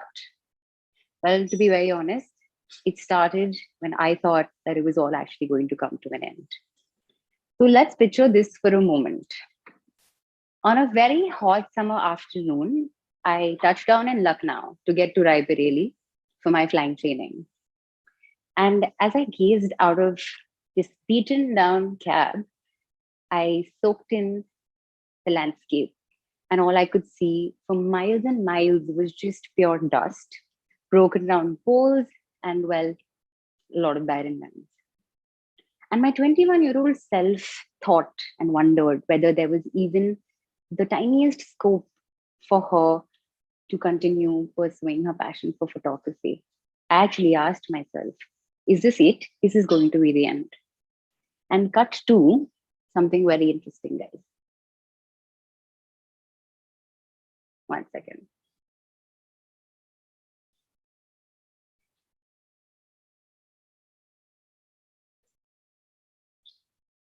Cut to this. I really believe that dreams do come true, but manifesting them is super important. I always thought that I was the one that took my camera to places, but turns out that my camera took me to places for real and metaphorically as well.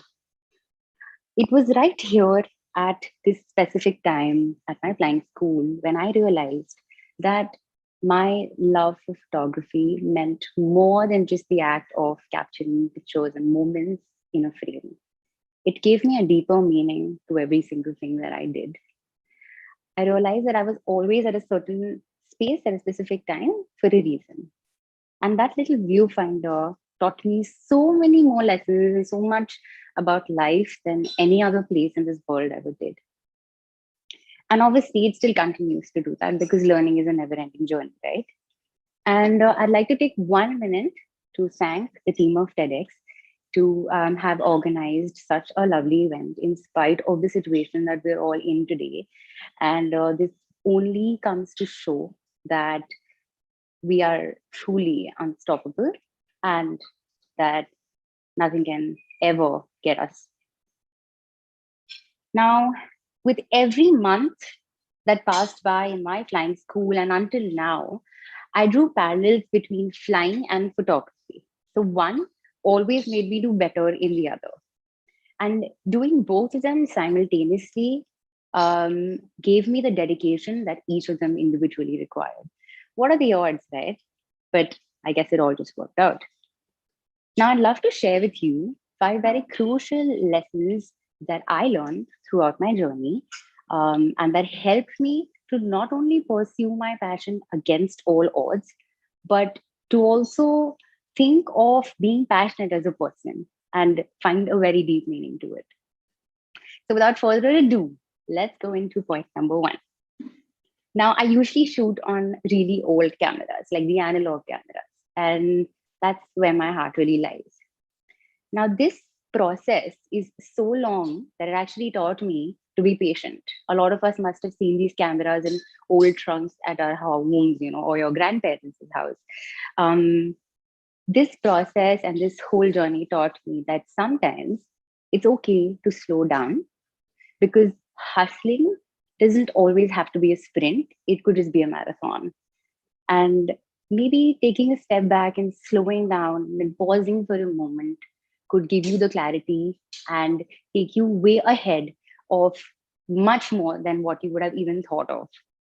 One exposure at a time and frame by frame. Point number 2, unlearning. I don't even know what to begin with this, because the art of unlearning is something that I think we will forever take to understand. But from whatever little I do understand about it, I realize that my little device and the skill of flying taught me that there is so much to absorb and explore in this world, that unlearning and slowing down and maybe opening your mind up a little more before you ever attempt to understand something gives you a lot of scope in life. Point number 3, the big picture. So every time I point my camera to something, or every time as a pilot, when we go from place A to place B, we obviously have a big picture in our head. We have a final destination. Similarly, when I'm taking a photograph, I have the final frame in my head because something seemed very appealing. But what I realized is, to get to that final destination, to make that final picture, focusing on the details and the simpler things en route are so important, because that is what makes the big picture. Now, this must be such a simple concept that I'm sure we all hear on an everyday basis, but how many of us truly practice and willingly do that, right? It taught me to appreciate the joy in little things always. Now, for the second last point, autopilot versus the auto exposure mode, one of my most favorite points. We're always taught that when things go wrong, when things go unexpected, when things go not as per your plan, very simple, you disconnect autopilot, you switch to a manual mode and take control of the situation, because you got this. It's just that simple. Now, I know it might be a time-taking process, but patience is key here.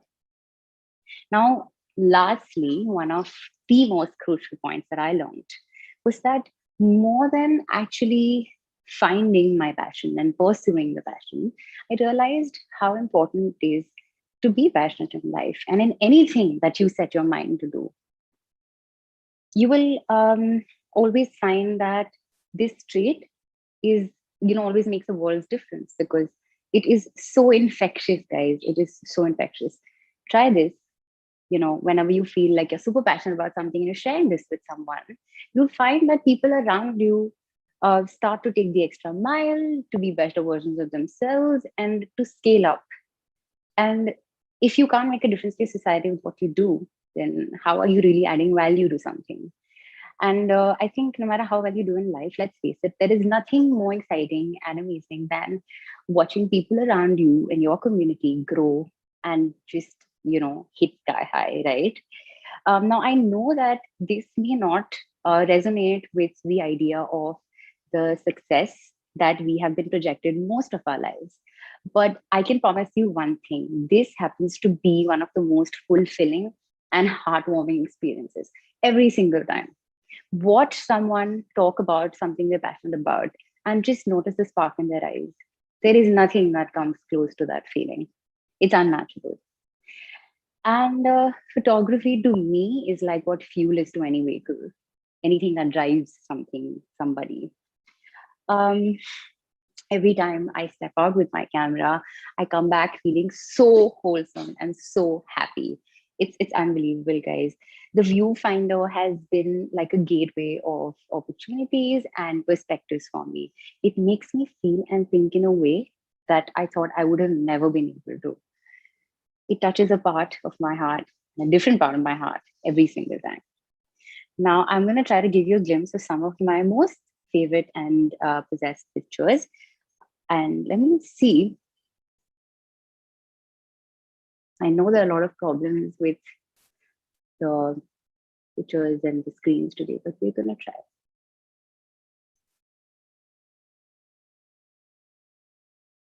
All right. There are 7 pictures that I have selected. This first picture happens to be from the beginning of the story that I started to tell you. It's from those open grasslands that I told you when I saw I was coming on my way to my flying school. I suddenly started looking at this as an opportunity to make pictures. Like there was no other subject and I had all of this just to myself. This is shot on film, by the way. That's with my little phone taking pictures and again shot on film. This one was shot in Calcutta in the car. It was my first time in Calcutta. And this just made me think about how rail, hail, or storm, you don't stop. You do whatever makes you happy. I shot this in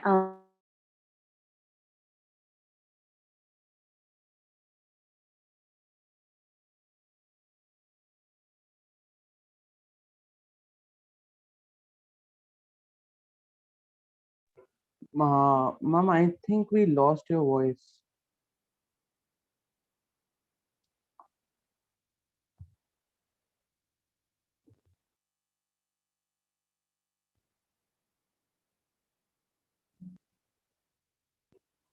Um,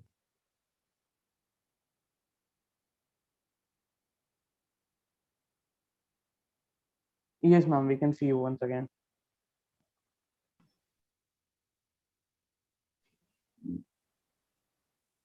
Hi, am I audible? Oh, yes, ma'am. Yeah. Ma'am, you can continue. Okay, can you tell me where did I like last stop so I could just carry on from there? Ma'am, you were showing us a picture of Okay. Kolkata. You shot in Kolkata. All right. Okay, lovely. So you could see it and hear me too there, right? Yes, yes, ma'am. We can hear you, but at this moment you're sharing. Okay, yeah, one second. Is this visible? Yes, ma'am. This is Lovely. Okay. So this picture was shot at the very famous Marine Drive in Bombay. And, one of those peak monsoons where people are crazily waiting to go dive into those waves and soak in all the rain. Now, there are 2 different types of people here, both wanting the same things, but finding their own ways of doing it. When I talked about photography, making me feel like there are deeper meanings to things, this is what I really meant by that. Lastly, this one and this particular picture really, really close to my heart. I shot this at a ferry ride from Mumbai to Alibag, and just the birds in the background and the self-portrait. I just felt like my soul was represented in a 4x6. It's just birds soaring in the sky, and that's just how I feel. And black and white because I'm a little, made in the 80s, oldie at heart. So these are some of my favorite images, guys, that I wanted to share with you. And lastly, I'd like to end my piece with something that has always hit the core of me. I believe that no one in this world is born with a passion, nobody, but with the potential to have one and with the crazy potential to be passionate in life. This actually reminds me of what someone anonymously quoted. I've always looked back at this quote whenever I felt low in life. It says, your wings already exist. All you have to do is fly. And now some words from me that I again believe in. Find your purpose, create your definition, manifest those thoughts, and unlock your potential. For you are truly unstoppable. Thank you.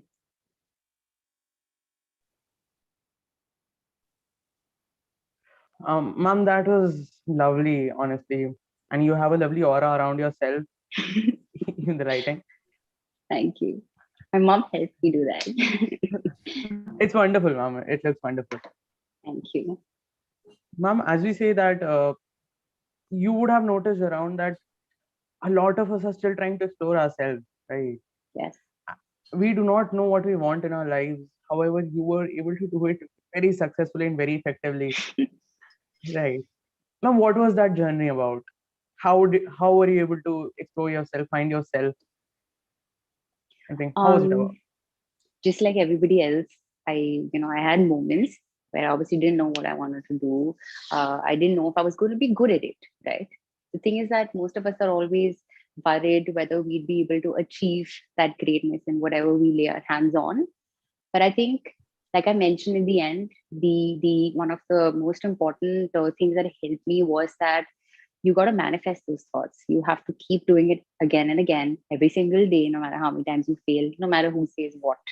And you have to have faith in yourself because no one's going to do that for you always. So it's a very simple thing, but it helps. Right, ma'am. Charming, actually. Also, one point that I'd like to add, where I think almost every speaker has talked about the importance of community, right? One thing is doing something for yourself, having a passion, taking pictures. Okay, I'm happy about it. But when you share it with someone, when you see other people do better and that inspires someone, it just like elevates, it multiplies the value altogether. So I think that is what creates the difference. I think for all of us right now, you're the link in the chain from where we are drawing an inspiration from. Thank you so much. I'm sure we're all inspiring each other every day in our little way. Oh, ma'am. Thank you so much for that lovely talk and lovely aura about you. Thank you so much, ma'am. Thank you so much for having me, guys. Thank you. Right. Do we have Sukhmani back? Yes, hello. Hello, Sukhmani. That was a great speech. Again, everyone's talking about what they're passionate about, and feels really good. Feels really good. It's like you're surrounded with all this positive energy. That's great. And this fine weekend, good start. It's indeed a very good start to the weekend, obviously.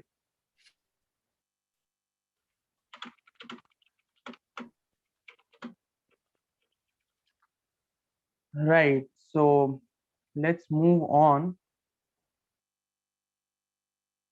Right.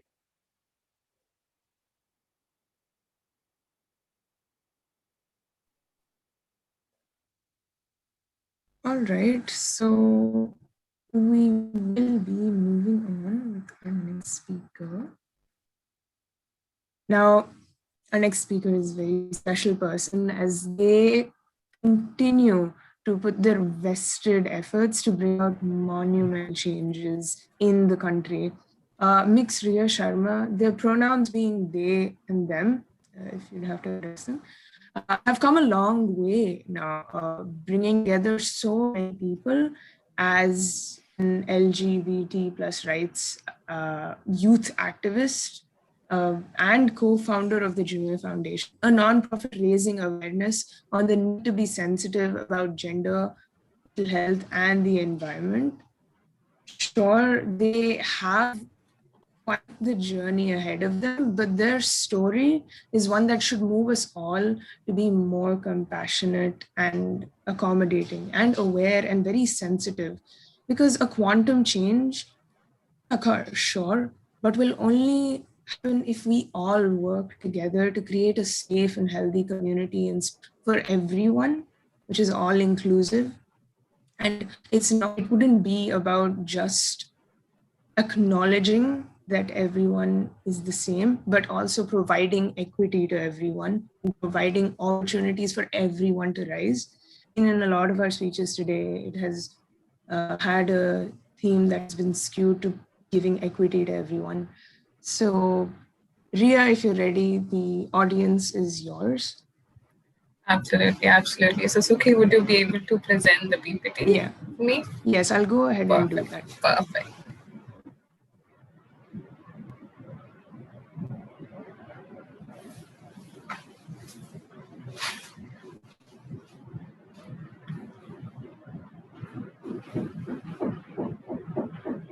Perfect. So there's a question that comes across often in spirituality, religion, or just life. And at some point of a time, of a life, we all must have pondered over it. We tend to label it as the existential crisis, where the answers remain lost on us. What is the purpose of my life? Why am I here? How does it all matter? And how many of us can muster up the courage to go inwards and ask ourselves, well, who am I? What is my identity?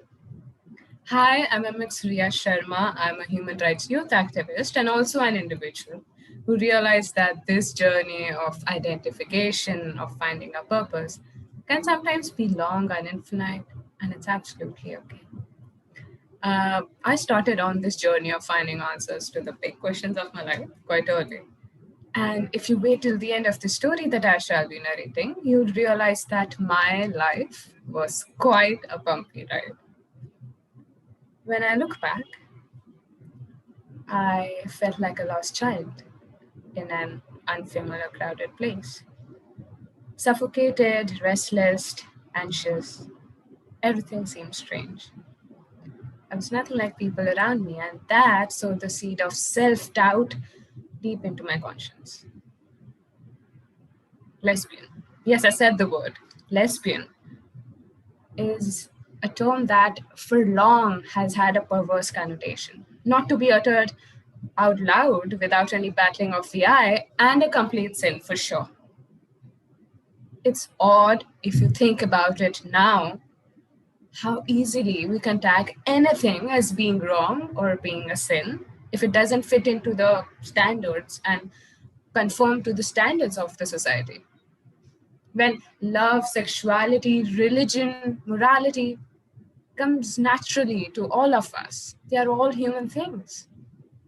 And sexuality, religion, gender comes as naturally to us as breathing. This growth, this journey of identification and understanding ourselves can have many byways and facets. While understanding my sexuality was one part of the story, understanding my gender was another. Romantic love was to usher itself in the form of a woman for me. And back then, I felt scared and lost. Because of the more representation that I had of the LGBT community in my country, I, like many other LGBT children, preferred to be in the closet, suffocated by my own body and identity. My name, my expression, my gender was a combination of both a man or a woman. Is this a valid way to be, you would ask me? While these labels, these tags that had been given to my name, my expression, my hair, my dresses were societal and human made, it gave me a sense of rigidity that I could be this or that. Either I could be a boy with short hair who would play with toy guns or cars, or a girl who would play with pink dolls. And because I was born female, it was all pre-decided how I would have to behave my entire life. When I would hit puberty, I would have to put a filter and a barrier on my thoughts and words. I would have to behave properly and be feminine, as we say. When I started menstruating, I felt uncomfortable in my body, as if I was trapped. My idea of my gender, of who I was, did not align with the sex I was assigned at birth. And the saddest part being, As young as I was, I didn't have any words or symbols to express what I was going through. After having pretended to be the default heterosexual, cisgendered woman for years altogether, when I came out to my friends, they shut me off completely. I honestly got letters saying I didn't deserve to live. I was bullied, and I was traumatized by what my Facebook and internet friends expected me to do. My vulnerability at that point of time was used because I had nowhere to go. The society isn't safe for a 14, 15-year-old teen who identifies differently as lesbian and gender fluid. I honestly grew up in a societal environment where there was a barrier on everything. While I was free as a proper individual, I wasn't free with my true self. From what we dream to how we dream to who we love, we are all manipulated. We are robots to what has been put into our minds for ages altogether. And what kind of a generation are we building where we cannot differentiate between gender and sex? We can't love the person who we love. And primarily, we are literally taught to filter people and their identity before we show them basic respect or empathy. After having gone through whatever I went through, I wanted to be an educator and a resource person for those teens, for those children who went through the same turmoil as I went through. It was sad to see how difficult it still was for children to come out in the society. It still is very hard. There's a barrier on literally everything that we do. It's a risk to come out. It's a risk to live freely in the society. And to be that resource person for the next generation, I knew that I had to come out to my parents. And that was probably the change, the twist that I had always been waiting for. And I think every LGBTQ person and individual dreams of that day when they can come out to their parents. I quote what my mother said, and it says it all, that I don't care what your identity is. I don't care if you're gay or lesbian or transgender. I only care that you grow up into a good human being, serve your people, and be kind to everybody. And that was when the revolution began. My first talk was in my own college about gender, sex, and sexuality. And after which I started responding to people who were questioning themselves and wanted help and assistance. And that was also the time when I realized that it was an incomplete picture. Not everybody was as fortunate as I was. The sad and traumatic story is some children are supported by their families. Some are pushed forcefully into marriages. Some are pushed out of their own homes, helpless and vulnerable. Some live their entire life in darkness, and some end their life at the thought of it. Some are murdered, some are killed, some are raped.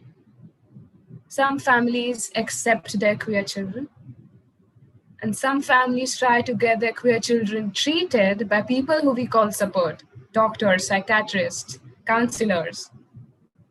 I was now standing in front of an enormous task. Where do we even start? Should we talk about sex ed in school or bullying in school or mental health?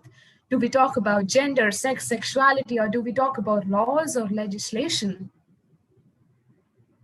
It is an entire revolution to make an entire generation accepting, understanding, and more loving. How difficult it is to respect a person. Why are we so concerned about a person's identity, gender, or sexuality now that we are moving towards a more gender neutral, identity neutral future where your identity does not matter anymore because it is just one face of your personality? And the most beautiful part is each one of us here can do something, can do our bit without much effort. Show respect to people regardless of their identity. Consider mental health to be important for every individual regardless of their identity.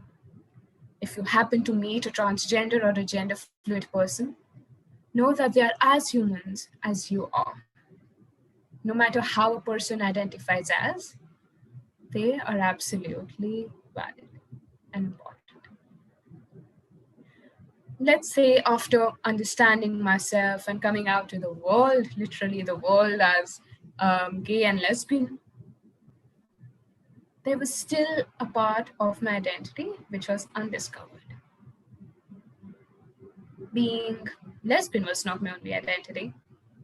Being gender fluid was not my only identity. So what was? Identities are actually a spiritual idea of yourself, which makes you feel comfortable and safe in your own skin. And you don't need to have one name or one label. I need no labels like homosexual, Hindu, Asian. I believe in humanity, I serve in people, I am a lover, I have faith. When I think of this, I feel more in contact with my soul than socially given names. So whoever is listening to this, know that who you were born as or what you might feel later in life is not your only identity. Your occupation might not be your identity, but your passion for it is. Which gender you love might not be your identity, but your faith in love might be. Spirituality will make you feel more in contact with yourself than having socially given names. We talk about this now because it's important to know that these labels do not define or rule your entire life. These are just some aspects of your personality and a person's personality. Show them respect. So question who you are, question your purpose, question your life, question your identity. And when you find answers to it, don't be scared, don't fear,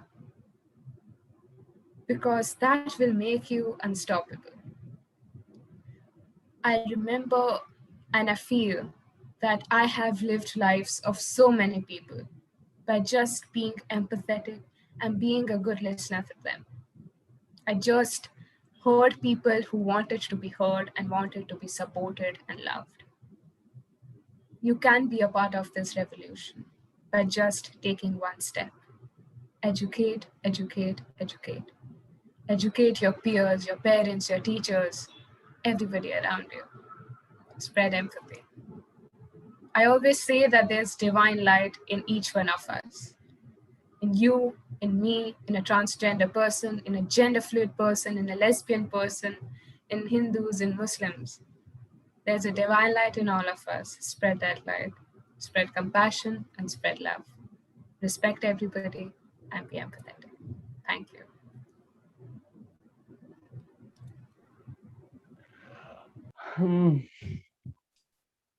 Okay. Thank you so much. And Sof, thank you so much for being here. Thank you, Ria. Thank you. The speech was very much necessary, required. I think a lot, because as much as we know, there is awareness that needs to be spread out to the world. It's very important to spearhead these movements. So thank you so much. And we will be, yes, something, go ahead. Ria, let me tell you something. I am a big time Batman fan, all right. Okay. And there was this dialogue and the scene that literally gave me chills each and every time I saw. The dialogue being, "Why do we fall, sir? So that we can learn to pick ourselves up each and every time." And today, your speech has done just the same. It had the same effect on all of us. It's very easy to give up at times, but not just for your sake, but rise for the sake of everyone around you, for everyone's benefit, is something that we truly draw an inspiration from. Thank you so much, Ms. Riya Sharma. Thank you. It was Thank indeed you. an honor. Thank you so much. Thank you so much for having me here and giving me this opportunity. I hope that together we are able to educate more people and make people more aware and empathetic and know that we're as humans as everybody. Thank you so much. We're also opening up to any questions. Ria, are you okay with questions? Absolutely, absolutely. Feel free to ask me anything. All This right. is the platform where you break. All right, so I do have one to you. I'll just read out the whole message that we have. Sure. Hey, I'd like to stay alone. Firstly, this talk was like a hug. I didn't know I needed it at this moment.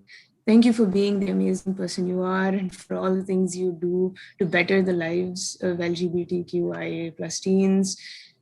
Is it okay for labels to change the more you grow to understand yourself, the more you find the vocabulary that fits you better?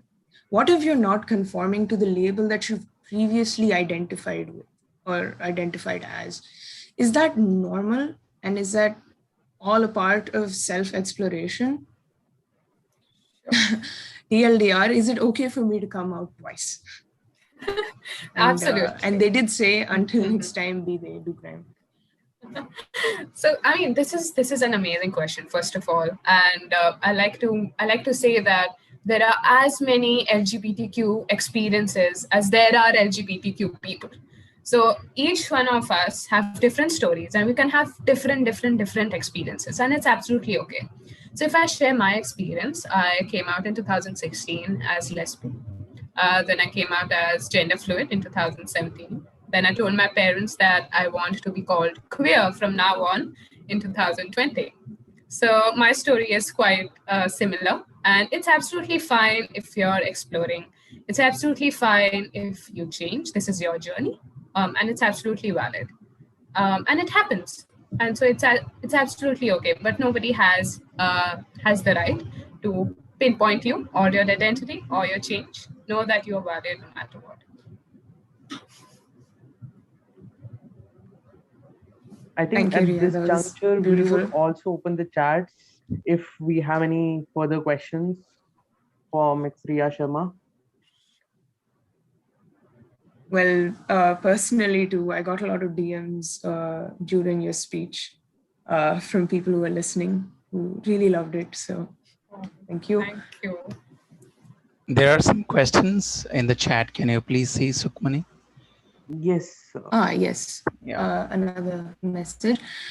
I have a friend who's come out only to me and his or their parents, and said person's parents didn't accept them being gender fluid. Is there any way that I can personally help them? Mm-hmm. So there's one thing, that our parents belong from a very different generation, and the fact is we have to accept it because we live in this society, right? That's the first part. The second part is our parents do take time to understand it. When I say that my mom accepted me the very moment I came out, she accepted me as a person, while she took her own time to understand the entire LGBT concept.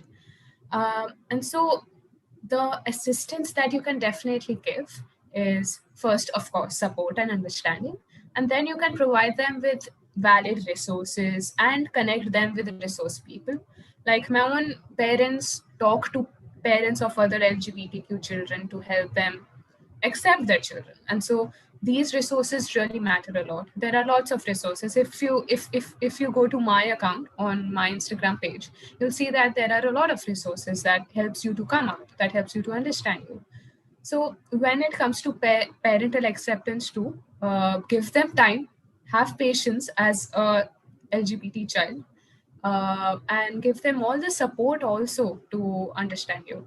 So I think resources really help, and resource people also help a lot. Absolutely. Thank you so much, Mixria. Again, once again, it was indeed an honor having you over to speak to all of us. Thank you. Right, Sukhmani. Yes, hello again. Hello once again. So I think at just this juncture, we can entertain some people from the audience and have their views. Okay. So Is let's. there any issue with the internet? No, guys, it's perfectly fine. Thank you. All right, Samath, let's carry on. Let's carry on. Yes. So once again, the chat is open for everyone, and if you want to write anything, please feel free to write whatever it is. Try and stay within the bounds of decency, though.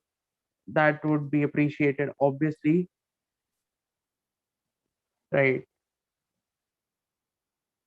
It's okay, Aditya. I see that you've joined the meeting just now. It's all right. If you still want to share anything with us, feel free to do so. Right. From the audience, anyone who wants to say anything, speak anything, just write it in the chat box. We'll have you over on the video itself. Because I think the people who've already spoken, they have had an influence on all of us. And I'm pretty sure when we are going to go back after this conference, we would be a changed personality, even if it's just for 1% of our bit, but we would be a changed personality for sure. Right. Someone says the versatility of speakers is just commendable. Great time. Thank you so much. And we're glad that you're liking what we have arranged for you. Right. Thank you all for being here. Thank you all for being patient. It's quite, well, we're still going strong with all the hitches. So yes, I think we're learning to be a little unstoppable as well, living up to the theme ourselves. But jokes aside, if anyone has anything to say, please do go ahead. Share your thoughts in the chat box if you'd like us to talk about. Because personally, I've picked up a lot of insights from all the speakers, and they all had some very points and just very important facts to put out. Because as I had previously said, we know of these things, we do know of these facts, but a very few of us say anything about it or do anything about it. Yes. Okay, that's one question to you, Sukhmani. What was the point of inspiration for you today? I mean, we heard so many speakers already. Each and every one, as someone rightly pointed out, of a different genre altogether, right?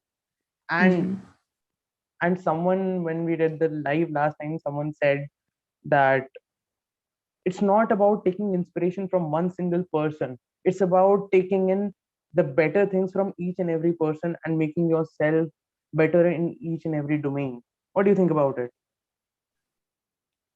Well, see, if you're asking me what the point of inspiration here was, I've picked a lot of you can do this vibe. There's this whole thing that the whole event today has just been, it's okay, you can do this. You can make it, you all can if you want to. And all our speakers shown how. I mean, they've done it. With, of course, a lot of effort and hard work, we can do it. And that's all I'm hearing. And it's, yeah, we've said it on record. It's always great to see someone who's so passionate about what they do. And then when they talk about it, it's so endearing. And I love it. Absolutely amazing. I'm so glad that I chose to be here today. I'm glad, I'm lucky that I'm here. I hope you feel the same way too. Absolutely, Oh, Sukhmani. I think we have something in the chat. I think we have something in the chat. Let me just read that out. How do we change our old beliefs and habits for change, social experience that we usually follow, only old experience, only talking popular culture? Right. Would anyone, would... So that was a question from was the question Mr. directed to anyone Vidyasagar specific? Kumar. So how to change our old beliefs and habits for change in the social experience that we usually following only old experience or only talking popular culture only, right? I think we get the gist of the question. If anyone who wants to answer this question can do so, because it's an interesting question at the end, right? Please give me permission to talk in the meeting. Aditya, do you have a specific question or an issue that you would want to raise so as to... When is the next Rainbow Rally happening in Chennai? Says Vignesh Rajendran. Maybe you can ask next Ria to answer. Yes, obviously. So unfortunately, I'm not aware of I think there's plenty. Yeah. But I think there's plenty of things going on. I mean, in the lockdown condition, we have cancelled the Pride Walk for like 2 years, and it has been really sad. So I'm not sure when the Chennai thing will happen too because of the current situation. And going back to the question that we had, I mean, when we talk about, say, old beliefs, particularly in my domain, I think I've always emphasized on knowing your history. Because, I mean, living in India right now, if I go back to like open my history book and really search, then I realized that there were instances of, say, LGBT or gender fluidity. If you go to temples, there are many temples that depict the union of the same gender, of the same sex. So I think it's really important to break these barriers and start initiating conversations, and that will help to you really understand and empathize with people basically. I think we can absolutely agree to that because you see, it's not just our own culture. You go across cultures, you go on read about Greek mythology, go on read about Mahabharata, and there are so many instances when you would find LGBT that was not just acceptable, but at times it was even promoted. Right. So I think that information in itself is our weapon to fight against the rudimentary mindsets that we see around ourselves, because again, we are fighting them with their own sword. That is our own culture and heritage. That is enlightening, obviously. Do we have any other questions? I think I saw one more question that was right. Ria, you're an adult in a young body, and such mature statements wish you all the luck in your future. Ria, that was for you. I can see her smiling, see them smiling. Right. So Aditya says, I have one specific question. Right. The question being, Aditya,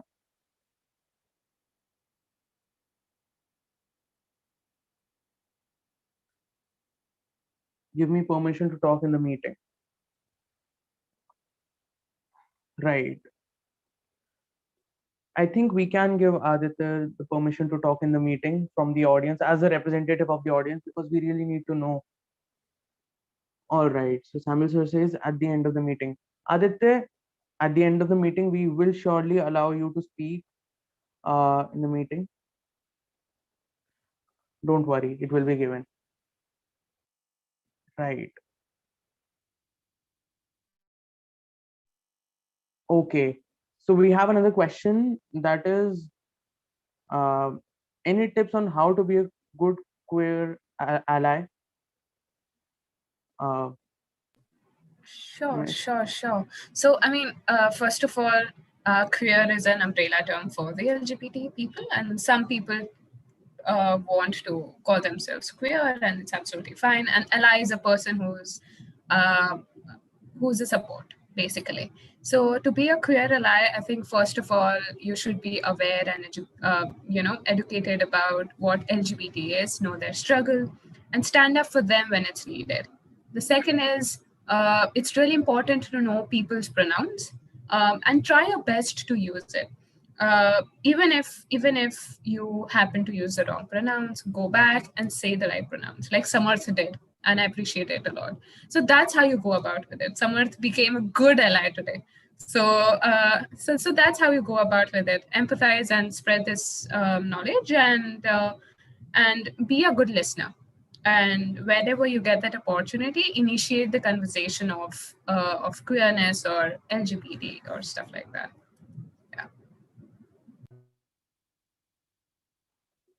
Once again, that was amazing. Huh. All right, Samarth, we all appreciate your growth today. Obviously, we have to learn each and every day. And it's all a learning curve, especially in India. Especially in India. We have a way to go ahead. Yes. And even as the youth, yeah. No, please do go ahead. But even the youth, a lot of us have to be aware. A lot of us have to be told about a lot of things. You have to learn how to empathize. But yes, just glad that we have had Ria here today. Absolutely. All right. Can we go the next? Yes, definitely. Samarth, if you do the honors. Right.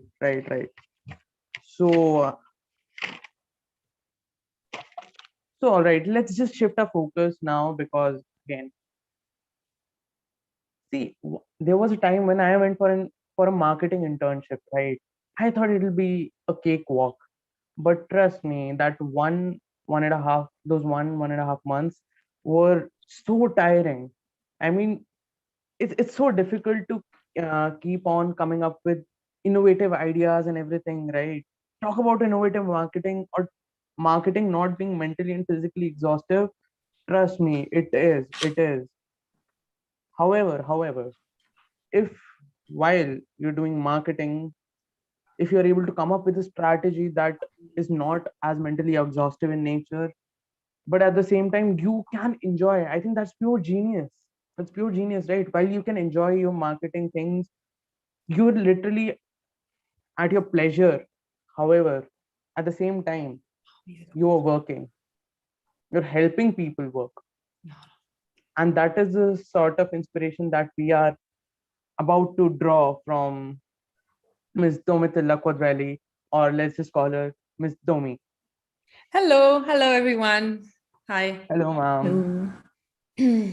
So let's jump into the topic of motorcycles then.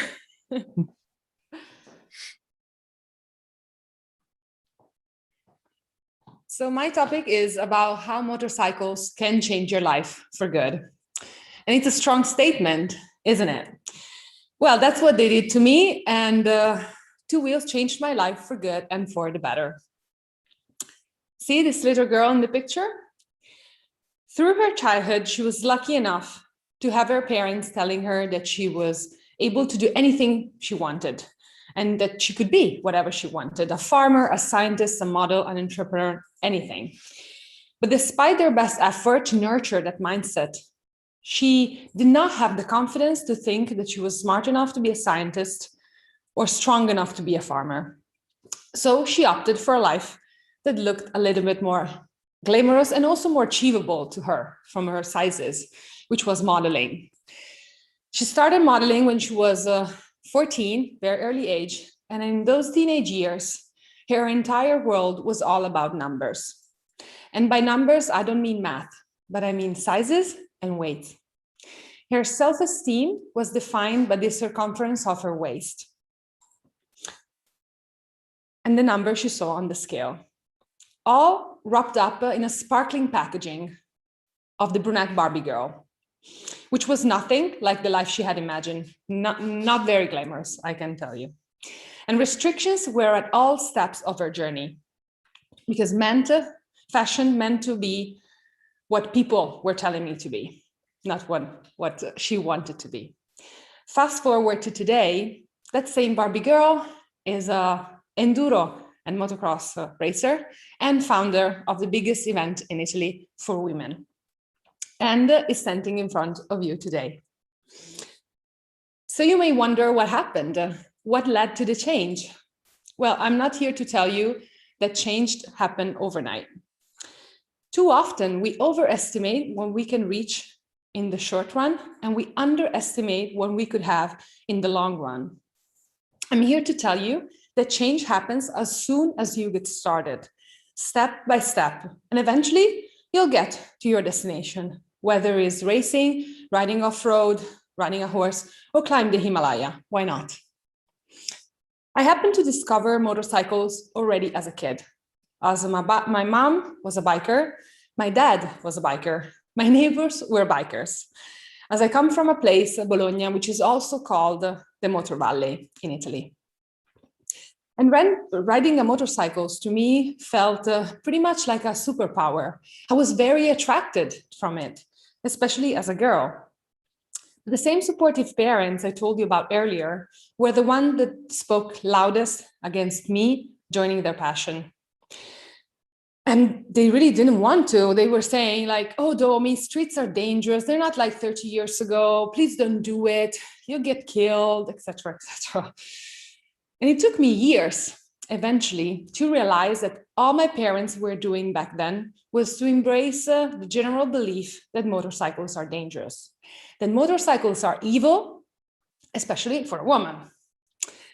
And safety seemed to be the number one concern, and the reason why they would not allow me to use and to ride a motorcycle. But why the stigma around motorcycles? If we would worry about anything that could kill us in life, then nobody would smoke or drink alcohol or even drive a car. So why do people put motorcycles in that don't touch it box? Why? The problem I got to find later on is that too often we underestimate the danger. We ride in flip-flops, we borrow our friend's helmet, or we might not wear it at all, right? We're too cool to wear a helmet. Our choices make this sport dangerous, not the sport per se, only our choices. But so the narrative is shaped around all the things that could go wrong about motorcycling. Everyone told me that bikes were dangerous. No one was telling me how to ride safely, until I got to try myself. And I still remember the first time I did ride, and it was with my brand new motorcycle. Actually, it wasn't mine, it was my boyfriend once. And it was love at first sight for the bike and for him as well, that allowed me to do it. And in that same moment, I realized that we are afraid of what we don't know. It's only knowledge and experience that build the confidence to make us safer, nothing else. We are humans and we do learn by trying. And in the motorcycling world, you learn to ride by trying and also by falling, which is the number one lesson I learned as a human. You must learn as a human, not just as a motorcycle rider. But riding, especially off-road, forces you to experience that again and again, to fall and get back on the saddle, fall and get back on the saddle. That's the motto. When I started riding enduro, so off-road bikes about 4 years ago, I was coming home every weekend with soreness in my muscles and bruises pretty much all over my body. But despite those falls, enduro taught me more than university did. Let me rephrase that. Enduro taught me more about life than university did. In the first place, I learned that falling is just a stepping stone to success. And it's a good example, as 90% of first businesses fail. Different story is for second-time businesses, which are 80% chance successful. Too bad, only 10% of those people try a second time. And in the learning process of riding off-road, you're going to fall many times. And most importantly, you learn how to get back on the saddle fast, stronger, and ready for more challenges. Which brings me to the second life lesson, inspired from my motorcycling experience, which is life is not about falling only, but is all about balance, as motorcycles are. And they can bring balance in your life too, if you let them in. And how do you obtain balance on two wheels? You get it from speed, and from speed only. You're not using your legs as a stand. You're not using four wheels. You use your right wrist and the power throttle. And it's that simple gesture that brings you from stillness to movement. Speed can be your friend if you learn how to ride safely. And the secret is to establish that connection between the fun of riding and the need for safety. That combo is a medicine for most people, that in riding, they find self-esteem, silence, adrenaline, all in one movement. And within that space, they can find others. Third life lesson is that in the world, you attract what you put out. Your actions shape the world around you. And within motorcycling, you will meet new friends, which share not only your passions, but also your values. These same people are the ones that will lift you up when you are down and support you when you have a personal problem. As motorcycling is about knowledge sharing and support, and even more is about making your personal struggles lighter. The proof of what I say is that I've never seen a sad motorcycle rider, but I've seen a lot of people who were missing something in their lives, and they found it through motorcycling, like my friend Caroline. She's 43, went to a marriage, got divorced. She has two young girls of 7 and 5 years old. One day she enters a thrift shop and she sees a super cool pair of vintage motorcycle boots. She tries them on, lucky her, they fit her perfectly. And imagine Cinderella, but make it badass, okay?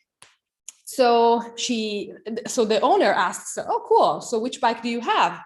Well, I don't have a bike. I don't even have a motorcycle license yet. Well, long story short, 2 days later, she buys his vintage motorcycle and she starts going every day at work with it. 6 months later, Caroline buys her first enduro bike and starts riding off-road. And this September, she will race a motor rally with me. And all thanks to the serendipity of that moment, of that single moment, which changed her life and also the life of her daughters, which will learn to dare at a very young age. As I did, but I learned it at 27, when I dared to start my racing career. And I know you might be thinking, wait a minute, modeling, riding, now what, racing, seriously? Yes, because guess what? You can, even when you take the plunge at an older age, you can. And it feels great. Your heartbeat goes up, the fear grows as the clock clicks towards the starting point. Your body produces dopamine and prepares to fight. And trust me, it feels great. It does. And proving yourself that you can do it is a powerful message for your self-esteem, but is also towards others, as you'll become the proof that nothing is impossible. To make a motorcycle run, you need a working, clean spark, you know? And humans are no different. And I like to imagine myself as a torch. As many times, especially with the Women Motor Bootcamp, I lit up the engines inside many of my friends' lives. It took me a long time to take the courage, the time, the money to start riding. And I can tell you, it was one of the best things I did in my life. But I'm also very glad that this happened thanks to the support of my friends and of a man, my boyfriend, which also taught me how to ride safer. It took me a long time, and it's been time I passed watching other people having fun riding. let me tell you something. Back then, I met a lot of people that were telling me I shouldn't do it, much more than the ones that supported me. But you know what? You are strong enough to beat those naysayers. You are. And once you do, happiness is just a step away. It's that simple. Follow your dreams, and especially don't let anyone don't allow anyone to tell you what you should do or are able to do. Our goal at the Women Motor Bootcamp is to encourage more and more women to find freedom through motorcycling, to explore the world on two wheels and feel their heartbeat high as the bike accelerates. Last year at the Women Motor Bootcamp, we counted more than 500 girls in a 3-day event. Three days where we covered a lot of sports, from riding a motorcycle to flying a plane, welding, pretty much anything, like 22 activities. Driving a race car, imagine, only women. But who would believe that what started as a private gathering to let my girlfriends try my motorcycles would turn into a lifetime experience? Within just 3 years, 3 editions, it changed many women's life for good and gave them a new reason to live, really. And for some of them, it really meant a rebirth. In 2021, we want more women to experience this and to embrace this opportunity. So we raised the number of participants to 1,000, because Women Motor Bootcamp is much more than an event. Is your personal proof that nothing is impossible and that we are unstoppable. Thank you.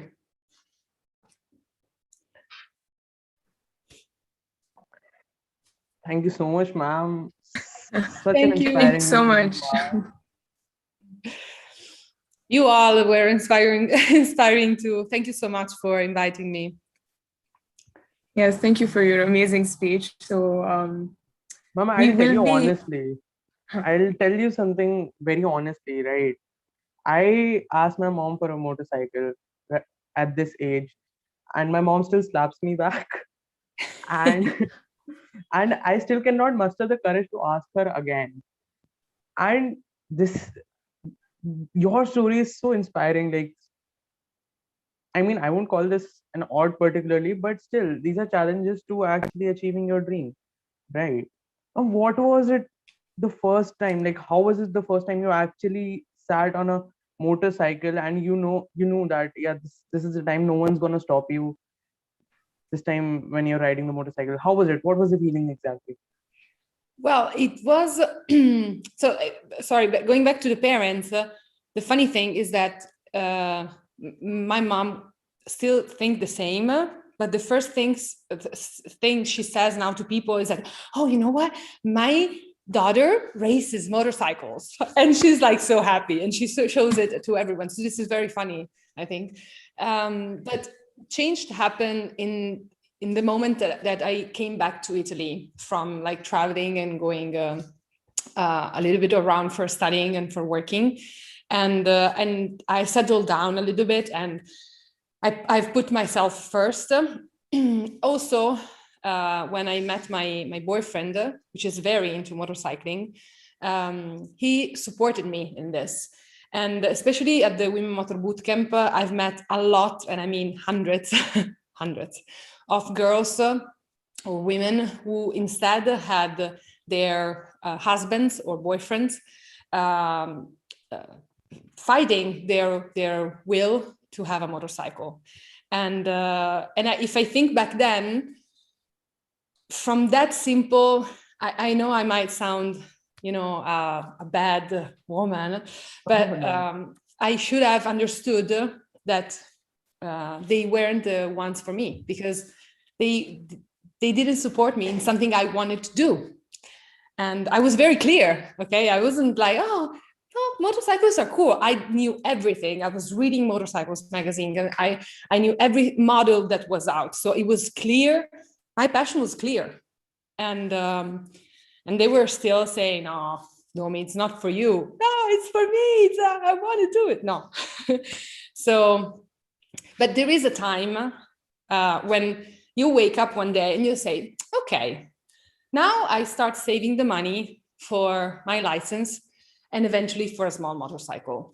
And the one I first bought, it was €1,000 motorcycle, an old one, a vintage one. And I still have it and it works and it looks great. So sometimes money is not just an excuse. So it can be an excuse, can be a real reason. But if we start saving here and there, you could actually get it. So good luck for your dream. Well, Samarth, quite contrary to your story.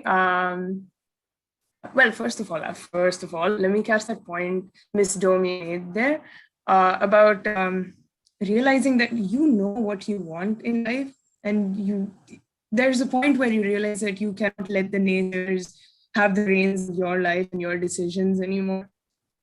Spot on, Miss. That was really it. It's a lot of the times we're surrounded by people who just don't have it in them to really understand and support us. But it's important for us to just strive on forward. So thank you for that.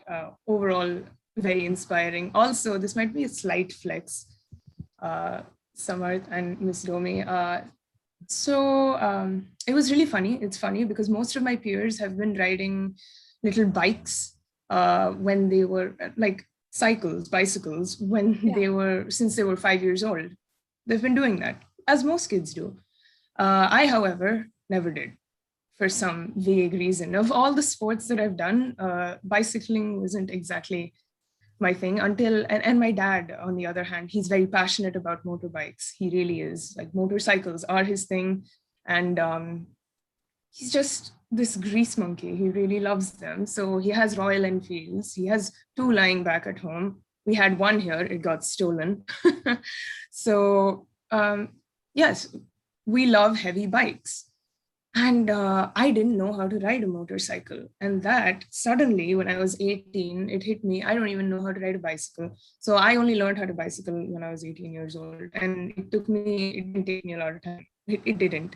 And then I went on to trying, and I didn't have a light bike. I didn't have a light motorcycle experience. I had to start on a really heavy bike. I'm sure a lot of you know what a Royal Enfield is and how heavy those can be.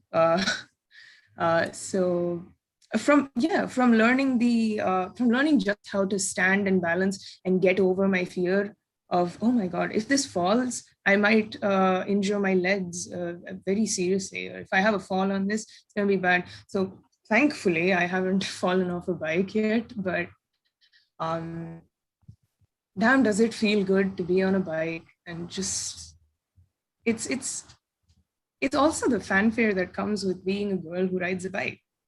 At its base, of course, I'm passionate about it. Of course, I know the insides of a bike, sure. But it's just, people bat eyes and turn heads when there's a girl on a heavy motorcycle. They do.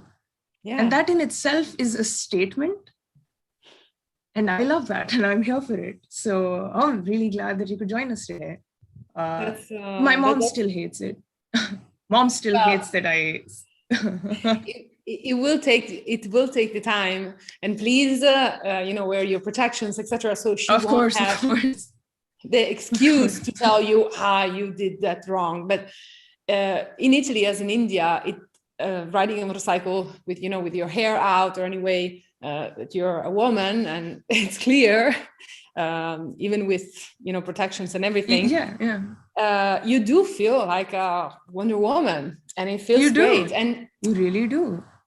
And when I was writing this speech, I thought about, mentioning that sometimes we fight against stereotypes, but there are certain stereotypes that we could take advantage from. And this is one of them, because if you go to a race, you'll be the superstar, no matter if you're the fastest one. And this is not fair because, that's not fair. So it is a stereotype. That women are not racing, or if you go to a motor club, to a motorbike reunion, you'll be the one that attracts more attention. And that's also not fair, but I don't know. Honestly, let's take this advantage. I would do it anyway. So whether if I was a boy or a girl, so. And anyway, you heard my speech, so I didn't insert it, but thank you for taking it out anyway. Right, Yes. ma'am. At this juncture, ma'am, I'll take the liberty to read out some comments and questions that have been put to us and specifically you in the chat. First being, Miss Domi, you have such a wonderful personality by Savali. And I think we all agree to that wholeheartedly. There's no doubt about that. You have a lovely personality, ma'am. Thank you. Thank you. Pranav has also asked, Ms. Domi, can you provide an insight on the biking culture in Europe? Well, Europe is very different. It's very different, like north to south is very, very different. Imagine America, you know, how South America is and North America. So they're very different. In Europe, I think the difference is still kind of the same amount. So in Southern Europe, there are a lot of girls riding. Every year there are more. But despite that, it's still a brand new thing. So for fashion, for motorcycling fashion, to, you know, when you enter a bike shop, they will treat you differently. But something is moving, and I feel that it is a long process. It will take a long time, and we all must do our own part. You know, I do my part with the Women Motor Bootcamp, and then each girl that comes to the event should do their part in proving that she can take care of her own, you know, that she can pay for her motorcycle, for her passion, that she can, you know, go for a ride alone. She can invite her girlfriends to try it. And in general, there are a lot of riders. Recently, I am living more within the off-road motorcycling world, and I like it just because it is safer somehow, you know, and it's something you get to understand it when you do start riding on the road, and you see how many people try to kill you without knowing that, and then when you're on track, you feel so good that you're like, well, you know what, I might just start just riding on track or riding in the woods, where if I hurt myself, probably is because I've hit a tree or something like that, you know. So it's my choice somehow. It's my responsibility. It's not someone else's. And so yeah, so it is different than 30 years ago, as my parents say. Probably it's growing, although I don't see it very shining, very, very good in the future, because a lot of young boys and girls are not interested. So they get into bikes at 20, 25, 30 years old because of money, I think, issues. And as we are also facing recession and crisis, etc., and also with the COVID, I think that will add another 5 years for some people to follow their dreams, maybe because of money issues, and that is really sad. But let's see. And that anyway happens in the Southern Europe, not in probably not in Norway or Sweden, where they have a total different approach. Ma'am, you're such an inspiring woman. How does it feel actually to be, you know, to see so many riders following your own footsteps, being inspired by you? What is that kind of a feeling? It's really good, and see the chat. this is why it's good for people to really share their passion, and they should put time into it, you know, into giving other people the opportunity to try and to enjoy their passion too, as it really makes you feel good. It's almost as good as volunteering, seriously. And last night I was reading on the Facebook group, in the Facebook community of the Women Motor Bootcamp, because we asked the girls to tell us who you are and where you come from, which bike you have. And there were some really incredible and powerful messages there. Like, I've been waiting 20 years, to buy that bike, and finally it's mine. Look how good it looks. And I just divorced. My boyfriend didn't want me to ride. I've always been the back. And the first thing I did was to buy myself a motorcycle. Or can I come with my young daughter of 10-year-old, and so on. And I have goosebumps when I say this, because you do realize that by doing a small thing as an event, as you are doing right now, you can do your part. You can change history in a way, and it didn't start like that, honestly. It started like, okay, yeah, let's share it. I like it. Like, I'll let my friends try my motorcycles, but then they were too heavy, they were too high, because I'm pretty tall. They were too powerful, etc., etc. And a year later, we had 500 people joining, and it was like, wow, okay, Wow. maybe there is interest about this. That's a staggering figure, ma'am. Honestly, it gives us goosebumps as well. Thank you. That's good to hear. I hope that some girls, maybe when we will be able to travel freely again, will join at the boot camp. Or anyway, if anyone of the riders over there, or the future riders, will come to Italy, can come visit us in Verona. I'm pretty sure Sukhmani is interested, by the way, ma'am. However, at this, we have another question for you, which would be the last question that we would be entertaining. Could Italy have its own Isle of Women, maybe in Sardinia? That's a question from Darshan. Sorry, I did not hear. Oh, Could yes, ma'am. Italy, I'll repeat it if you like. Could Italy have its own Isle of Women, maybe in Sardinia? Like I.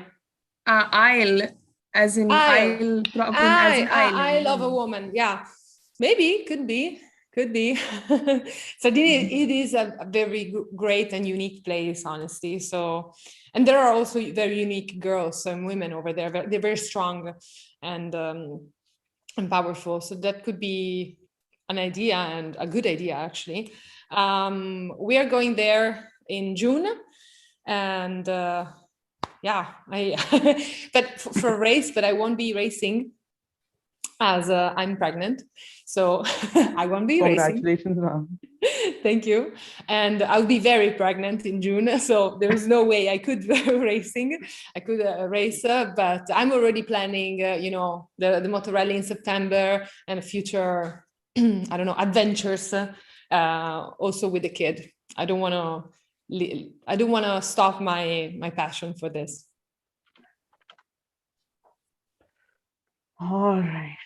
Okay. Ma'am, thank you so much for that.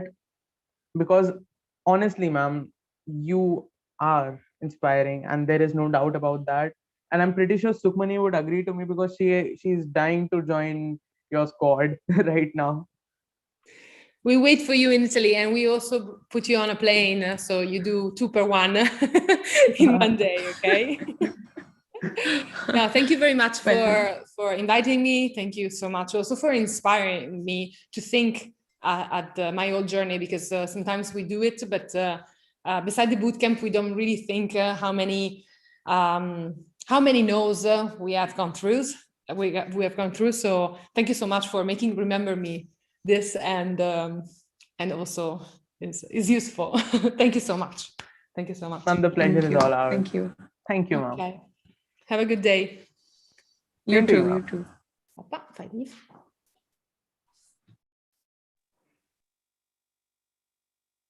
Right. Yes, can we go for glimpses? Yes. Yeah. So, yes, for the benefit of the audience, let me explain what we are to do now. Last year, we had another TEDx, which was an offline event, and it was a huge success, even though that was the first event of that nature that we hosted, but it was super duper successful. And right now we are going to show you the glimpses of last year, and so that even you guys feel the adrenaline rushing from your veins. Guys, carry on. Let us show them the videos. Yeah. Samarth, can you just tell after this, we have a performance and then one more speaker, right? Yes. The audience, just tell them once. Right. After the videos are done, guys, we have a performer from Kenya who is to look out for because he's an amazing artist. And I won't reveal everything right now, but it's for you to experience, not for us to say. So keep an eye out for that. Apart from that, we have another very inspirational speaker, that is Mr. Krishna Mackenzie. And I'm sure you'll love how he has worked out everything in his life. So I think let's carry on with the videos as for now. Gautam, you can go ahead with the videos.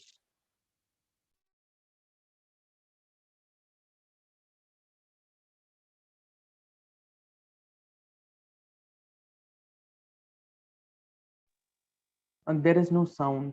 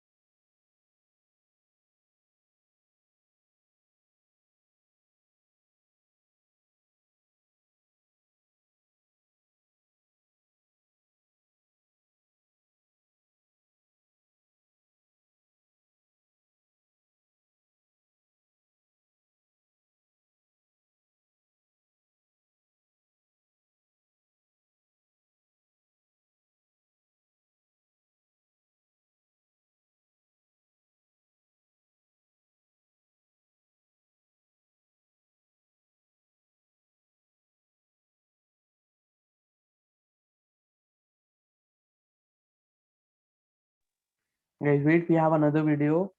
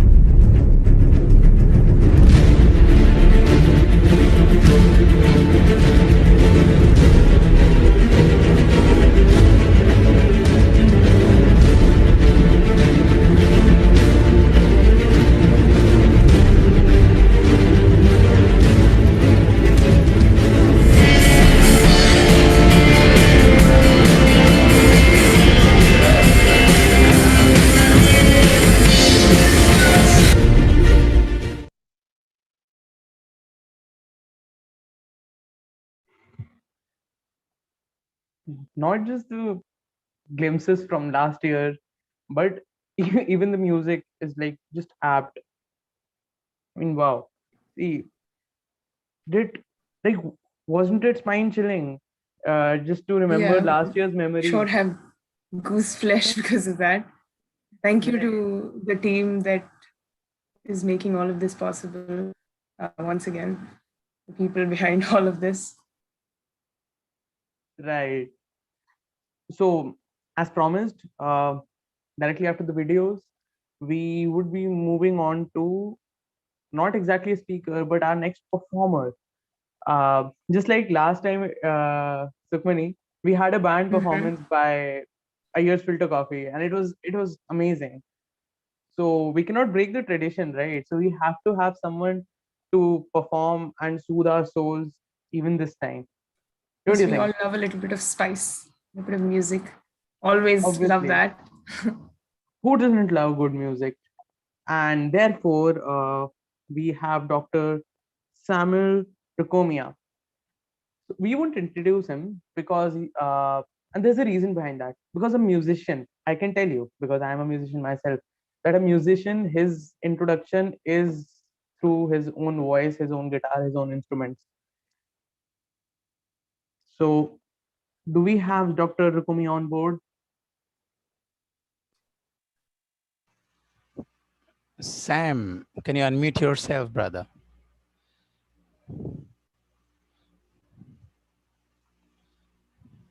Hello. Hello and welcome. Yeah. Welcome, sir. Thank you for being here. Vanakkam, vanakkam. Come, sir. Sir, please mesmerize us with your performance. We are looking forward to your performance. Yes. Just a moment, I set it. Sure, sir. Take your time.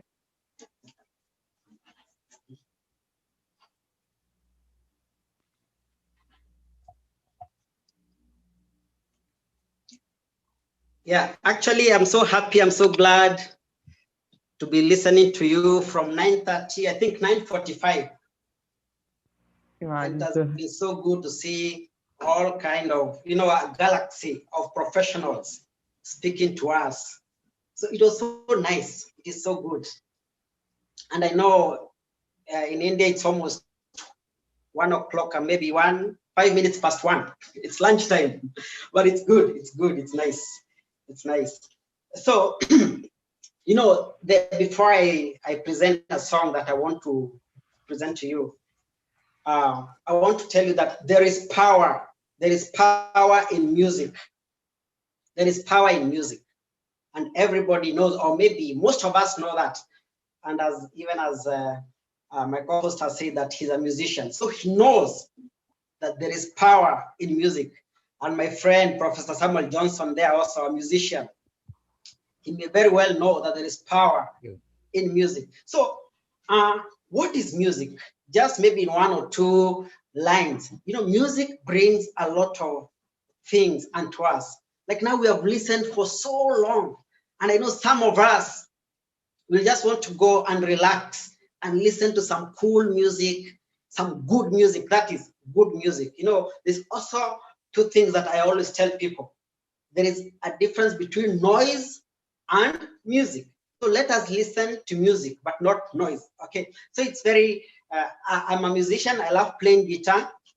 Often I'll play the keyboard slightly, not much, but I'm more of a guitarist. So in Kenya, when you come in Kenya, okay, when you arrive in Kenya, Kenya is in Africa, okay, in East Africa rather, but it's in Africa, but we are in the part of East Africa.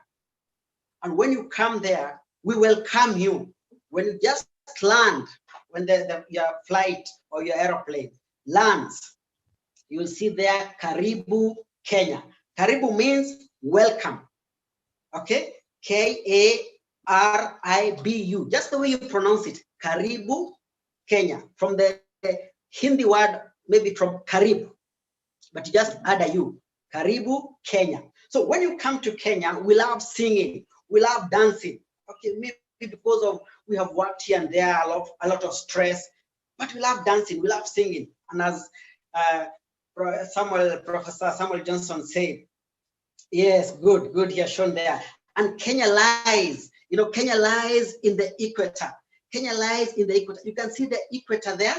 Yeah, Masai, we have national parks. We have all these good places there. You can come and visit. You're very much welcome. Okay. And we have the coastal region. That is the Indian Ocean. Right. So in Kenya, the climate is neither hot nor cold because we lie in the equator. Okay. So that's that aside.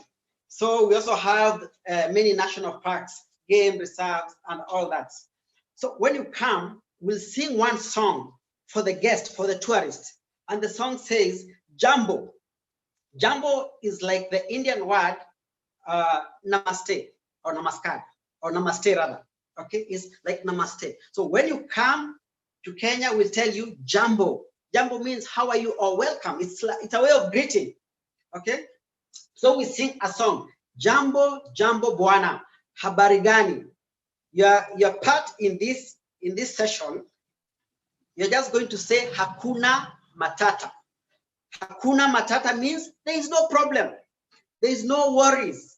There is no worry in Kenya. There's no worry. There should be no worry in India.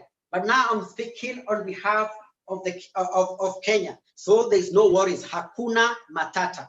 There is no worries. Kenya, peaceful country. There is no worry. Kenya, a country of vegetation. No worry. So I'll start the song, but I'll teach you first, then maybe you can join me. So the song says like this. Jambo, Jambo Bwana, habari gani? Mzuri sana. Mzuri sana means very nice. Wageni, visitors, you're very much welcome. Wakaribishwa Kenya yetu, hakuna matata. Just like that, hakuna matata. That is the easiest part that you can learn, hakuna matata. So I will sing for you the song, and if you get time, maybe Professor Johnson, Samuel Johnson, will take for you, and you can sing it. You can browse and check on the song. Okay. Jambo, Jambo Bwana, habari gani? Nzuri sana. Wageni wakaribishwa Kenya yetu, kuna matata. Jambo, Jambo Bwana, habari gani? Nzuri sana. Wageni wakaribishwa Kenya yetu, kuna matata. Jambo, Jambo Bwana, habari gani? Nzuri sana. Wageni wakaribishwa Kenya yetu, hakuna matata. Kenya nchi nzuri, hakuna matata. Nchi yenye amani, hakuna matata. Kenya nchi nzuri, hakuna matata. Jambo, Jambo Bwana, habari gani? Nzuri sana. Wageni wakaribishwa Kenya yetu, hakuna matata. Kenya nchi nzuri, hakuna matata. Nchi yenye amani, hakuna matata. Kenya nchi nzuri, hakuna matata. Nchi yenye amani, hakuna matata. Jambo, Jambo Bwana, habari gani? Nzuri sana. Wageni wakaribishwa Kenya yetu, hakuna matata. So Jambo, Jambo, Jambo. When you visit us, when you visit me there in Kenya, when you visit me, I'll tell you Jambo, Kenya, hakuna matata. So thank you very much for this small or this time that you have given unto me, just to represent Africa, or rather Kenya. It's a good place. You're welcome. Come and enjoy the cool climate there, and it will be nice for you. It's good to go out and venture out and see what else is there outside. So thank you for your time and for this opportunity. Sam, can you teach all of us the first 4 or 5 lines? I put it on the screen. Yeah. Okay. Okay. Is it on the screen there? Is that the lyrics? Let me see. Yeah. Is that the lyrics? Yes, jambo bwana. Habari gani? Mzuri sana. Wageni wakaribishwa. Kenya yetu hakuna matata. Rather than reading, you tell us one by one, and somewhat can you make everybody just invite them if they can switch on their. Yes, please. That would be great if everyone switched on their videos. Just vibe if not with the audio, tune. just switch on your video. Yes. Yeah. Yes. Yeah. Teach us We the whole request everyone chorus. to switch on their videos. And we can also unmute them if they want. They can unmute there. Yeah. Yes. Yes. Over to you, Sam. So you're muted. Yeah, Dr. Sam, over to you. Okay. Is it okay now? Perfect. Yeah. So the first line I said is jambo, jambo, jambo bwana. Jambo is a way of greeting. Okay. When you come, when that Air India lands in Kenya, you'll see Karibu Kenya. So you may find some people singing there, jambo, jambo bwana. Habari gani is how are you? Habari gani. Then you have to reply mzuri sana. That is, I am very good. Bahut bahut bariya hai. Okay, as they say it in Hindi. I am very, very okay. Okay. Then wageni. Wageni means visitors. Wakaribishwa. You are welcome. Kenya yetu. Kenya is ours, or in our Kenya, there is no problem. Hakuna matata. Okay? Hakuna matata. So that's the only first 5 lines which you can learn easily. And when you get time, just desire to learn more of this Swahili. Actually, it's called Swahili language.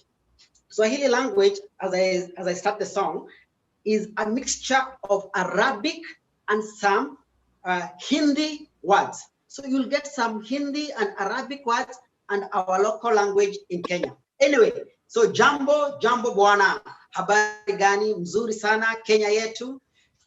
Wageni wakaribishwa. Kenya yetu hakuna matata.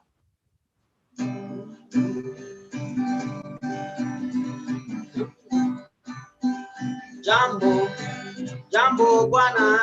Habari gani? Mzuri sana. Wageni wakaribishwa. Kenya yetu kuna matata. Jambo, jambo bwana. Habari gani? Nzuri sana. Wageni wakaribishwa. Oh, you also please sing. Kuna matata. Jambo, jambo bwana. Habari gani? Nzuri sana. Wageni wakaribishwa. Kenya yetu kuna matata. Kenya nchi nzuri hakuna matata. Nchi yenye amani matata. Nchi yenye upendo hakuna matata. Jambo, jambo bwana. Habari gani? Nzuri sana. Wageni karibishwa. Kenya yetu hakuna matata. Kenya yetu hakuna matata. So what I want you to be doing, I want you to be adding this phrase. So say India yetu. Y-E-T-U. Okay. India yetu hakuna India matata. yetu. Yetu hakuna matata. Means Everybody can unmute and repeat. yeah. Sure, sir. India yetu Unmute and hakuna repeat after matata. him. Sure, sir. India yetu hakuna matata. You can be saying that when you're going around, when you're going to buy sabji, India yetu hakuna matata. There is no problem in India. So thanks a lot. Thanks a lot. Samarth, can you repeat the statement after Dr. Sam? Yes, India yetu hakuna matata. Hakuna matata. Samarth, me. Good. Thanks. Good. Sam, make them repeat 4 lines, please. One after the other. Chorus, only line after line. Chorus, jumbo chorus, line after line. From Jumbo. Yeah, only line after line. Yeah. Samarth is a very good singer. Yeah. You can say Jumbo. Yeah, repeat.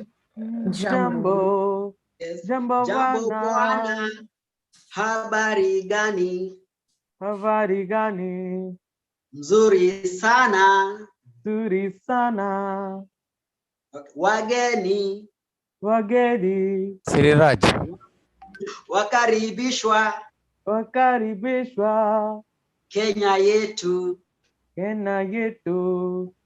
Hakuna matata. Good, good, good, good, good. Yeah, now Thanks, both of you jam now together, Dr. Sam and Samarth. Definitely. 1, 2, 3. Yeah, start.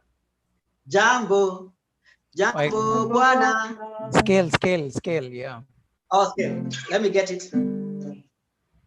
Jambo. Jambo bwana. Habari gani? Nzuri sana. Wageni wakaribishwa. Kenya yetu hakuna matata. Good. So it's It was nice. amazing, It's sir. nice. It's an amazing vibe, honestly, sir. Yes.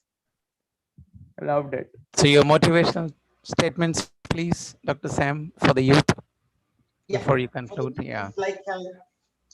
It's like in spite of, you know, we have done, we are professionals, we have qualifications, we have degrees, but on the side, you can have something.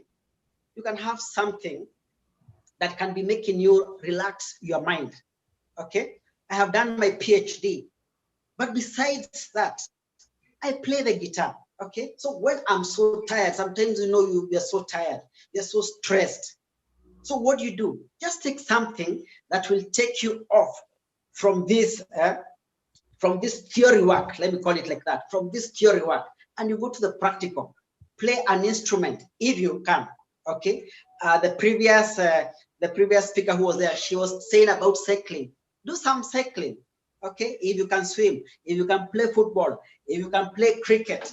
Okay, education is just a bridge. Okay, education is just like a bridge for us. It's good to study. I always tell people like that. But sometimes education may not be everything, but it's good to study. I always tell people study. Okay, but when you have education, then you can go and play guitar somewhere, and you can be able to explain to people, because you can be so much talented, but you're not able to communicate. So education is a bridge for what God has put in us. So those are just some final touches that I wanted to share with us. As I play music, I also have some other qualifications. So I think that will be an additional thing for us, and especially for the youth. Because once you get 50 years, once you get 60 years, it will be very hard to come and learn some things that you would have learned when you are 18 years, when you're 16 years. And here is where the statement comes that I wish I knew. I wish I knew. But to avoid this, I wish I knew, identify your talent. Okay, everybody has a talent. Everybody has a gifting. So identify what you can do, what can make you even go out, sing to other people, play with other people, maybe share some stories, something. But through that education, it helps you. As I've said, it's like a bridge. So thank you. Thank you very much. Your favorite statement, Sam, can you conclude with your favorite statement that people first see you before they receive you? What is the meaning? Yes. My favorite statement is this, that people will first see you before they receive you, rather. Before people receive you, they will first see you. What does this mean? Maybe in a nutshell. Before people receive you, first they will see you. How do you see me? How do I see Professor Samuel Johnson? How do I see Parma? Something I've seen his name, Parma. How do I see Parma? Okay. How do I conduct myself? So if I want to be like Professor Samuel Johnson, if I want to be like Dr. Parma there, my friend. So first I will have to see you, then only I can be able to receive you. It's about walking the talk. It's about walking the talk. And another statement, Professor Samuel Johnson, if you allow me to say, as we have interacted with you before, is Sure. iron sharpens iron. So one man sharpens another. Okay, I've used it often when you have invited me to share.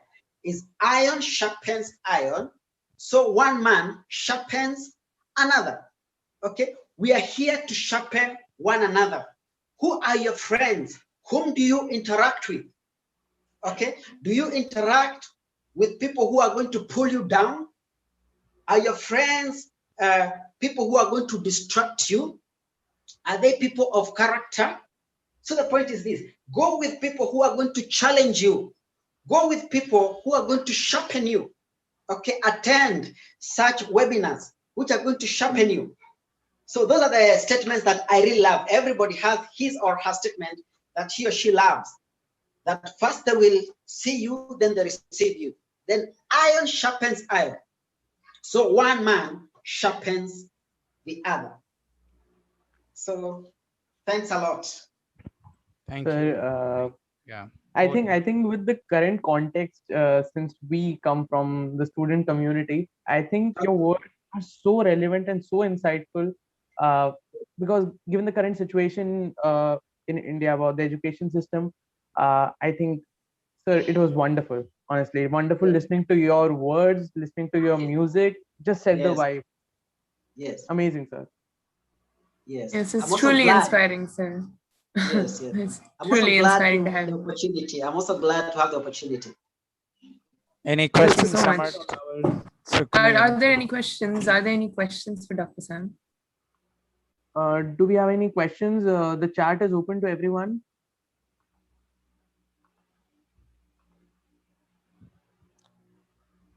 I've got some message privately asking, how do people from Africa have so much of energy everywhere? They're in music, they're in sports, they're, what is that? Do you have some Patanjali? Do you have something? What is the secret? Yes, The message. I would give a small, I don't know whether it is scientifically proven, but I would think from a layman's language, I would say it. Having been in India for almost 10 years, okay, for almost 10 years. So I know the cultural way of staying in India, and so it's a comparative study. I have the comparative study, okay? So in Africa, mostly the diet, the food that we take is very strong, okay? So that may be, I'm just saying, I don't know whether it is because there are more scientists there, but I would support from a layman's language, So the food is very strong, okay? And the way we cook our food is not like the Indian, because that's where I can say about, okay? So we cook it very differently. You'll never find, maybe 10% of African food will be pressure cooked, okay? Our food, will just put it in the firewood, most people, not all of them, but in the firewood, and it will boil naturally. Okay. So our way of making food is very different, totally different from maybe India and other countries. But I'm just giving it on the basis of India because it's the place that I have stayed. Absolutely, sir. Yeah. That was again very insightful. Yes. I would request Soumya Govindrajan to mute himself. If you can hear me. Right. I think our next speaker is someone Sukhmani has been inspired even before this TED Talk is happening, right? So I think Sukhmani, would you want to? Sure, I would love to. I really would. I was actually looking into our speaker a lot before I knew that they were going to come for the event and give us a talk. So I was Well, I was pleasantly surprised when the name came up, but our next speaker is a longtime Orwellian, steward and co-founder of Solitude Organic Farm and Restaurant, permaculture teacher, and promoter of a food garden for every home and school.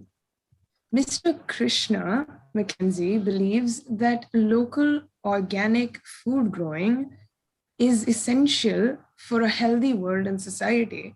He has been the face of a local food revolution, and that with the growing awareness of the fact that organic, healthy, and homegrown and home cooked food is the key to like overall good well-being. And Mr. Krishna, he has been spearheading this movement for quite literally a long time, and quite so from the ground up. So without further ado, because I shall ramble on about how exciting it is, the whole aspect of it, Mr. Krishna Mackenzie, the stage is yours if you're ready. Vanakkam, Krishna Mackenzie. Nice to be here. So, when we throw Mother Nature out the window, she'll come back through the door with a pitchfork. Isn't this where we are today? COVID is a slap in the face by Mother Nature. It's one out of many wake-up calls by nature to try and bring mankind back to the very foundation of his existence, which is a relationship with nature. And that relationship is especially reflected in knowing where our food comes from and what we eat. So my name is Krishna, as I said, and I'm from England. I've been living in Oroville for the last 28 years now. I run Solitude Farm. It's a 6-acre permaculture natural farm, and it aims at manifesting the vision of Masanobu Fukuoka. Now, Masanobu Fukuoka was a Japanese scientist, farmer, jnani, wise man, if you like, and he developed the idea of natural farming or do-nothing farming, which is a non-interventional farming that recognizes that nature's already perfect and there's nothing that we can do to improve upon nature. I mean, if you look at the world today, you know, we've put man on the moon. We have a little buggy that's on Mars sending us back sound bites. The technological advancement of man is awe-inspiring. But let's just bring it back home. We're in a crisis. In Chennai, there's no water left. In many of the major metropolises of India, there's no water. In Delhi, the air is so bad, you have to wear a mask to breathe. We've created an epidemic of diabetes and high blood pressure, obesity, cancer. You know, on an educational level, we're churning out kids to become, you know, parts of a machine just to earn more and more money. But when there's no water, no, there's no air, what's the use to have a Mercedes-Benz? 80% of the wealth of this planet is in the hands of 1% of the population. Something is wrong on this planet. And if we look just a little bit carefully, we can see that we've lost a relationship with Mother Nature. And as we mentioned, that is reflected in that we don't know, or we no longer know, where our food comes from. If you think about the food that you eat, you know, for breakfast, you may have had idli or dosa, or maybe bread. You know, where is the wheat grown? Where is the rice grown, like geographically speaking? And who grew it? Then how was it grown? Were chemicals used to grow it? And if they were used to grow it, you know, which chemicals were used and how much chemical was used? How is the crop processed? Was it sprayed or radiated? How was it stored? How was it packed and how was it transported? The fact of the matter is that we eat 3 times a day, but we don't have a relationship with the most basic aspect of our existence. Without eating, all the great philosophies and ideas that, you know, that emerge from mankind are meaningless because there is no body from which them to manifest. So you can say that this loss of a relationship with Mother Nature is most, you know, explicitly reflected in that we don't know where our food comes from. Industrialized agriculture, you know, industrialized food, it is the very erosive factor of well-being in our society. If you take, for example, I mean, let's not bother talking about Maggi noodles and Coca-Cola and Lay's crisps and, you know, even olive oil that comes from Italy and pasta that comes from Italy. Let's talk about something such as simple as a potato. If you go in every single house in this bioregion, sometimes my house included, you will find potatoes. But potatoes, they don't grow here.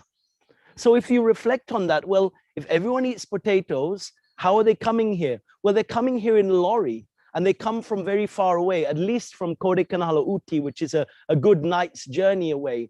Now, to get a lorry together, you have to construct factories. There's factories made for the metals. There's factories for the tires and the paint. There are factories for the plastics and the electronic components and the glass. There are factories for the engine components, and there are factories upon factories upon factories for the petroleum. Now, it's not only the petroleum, it's the pipes for the petroleum and the oil rig and the refinery. There are hundreds of kilometers of factories to make a lorry, to deliver a potato to my plate. And then I sit here and I talk about spirituality and permaculture and natural farming. There is no logic to it.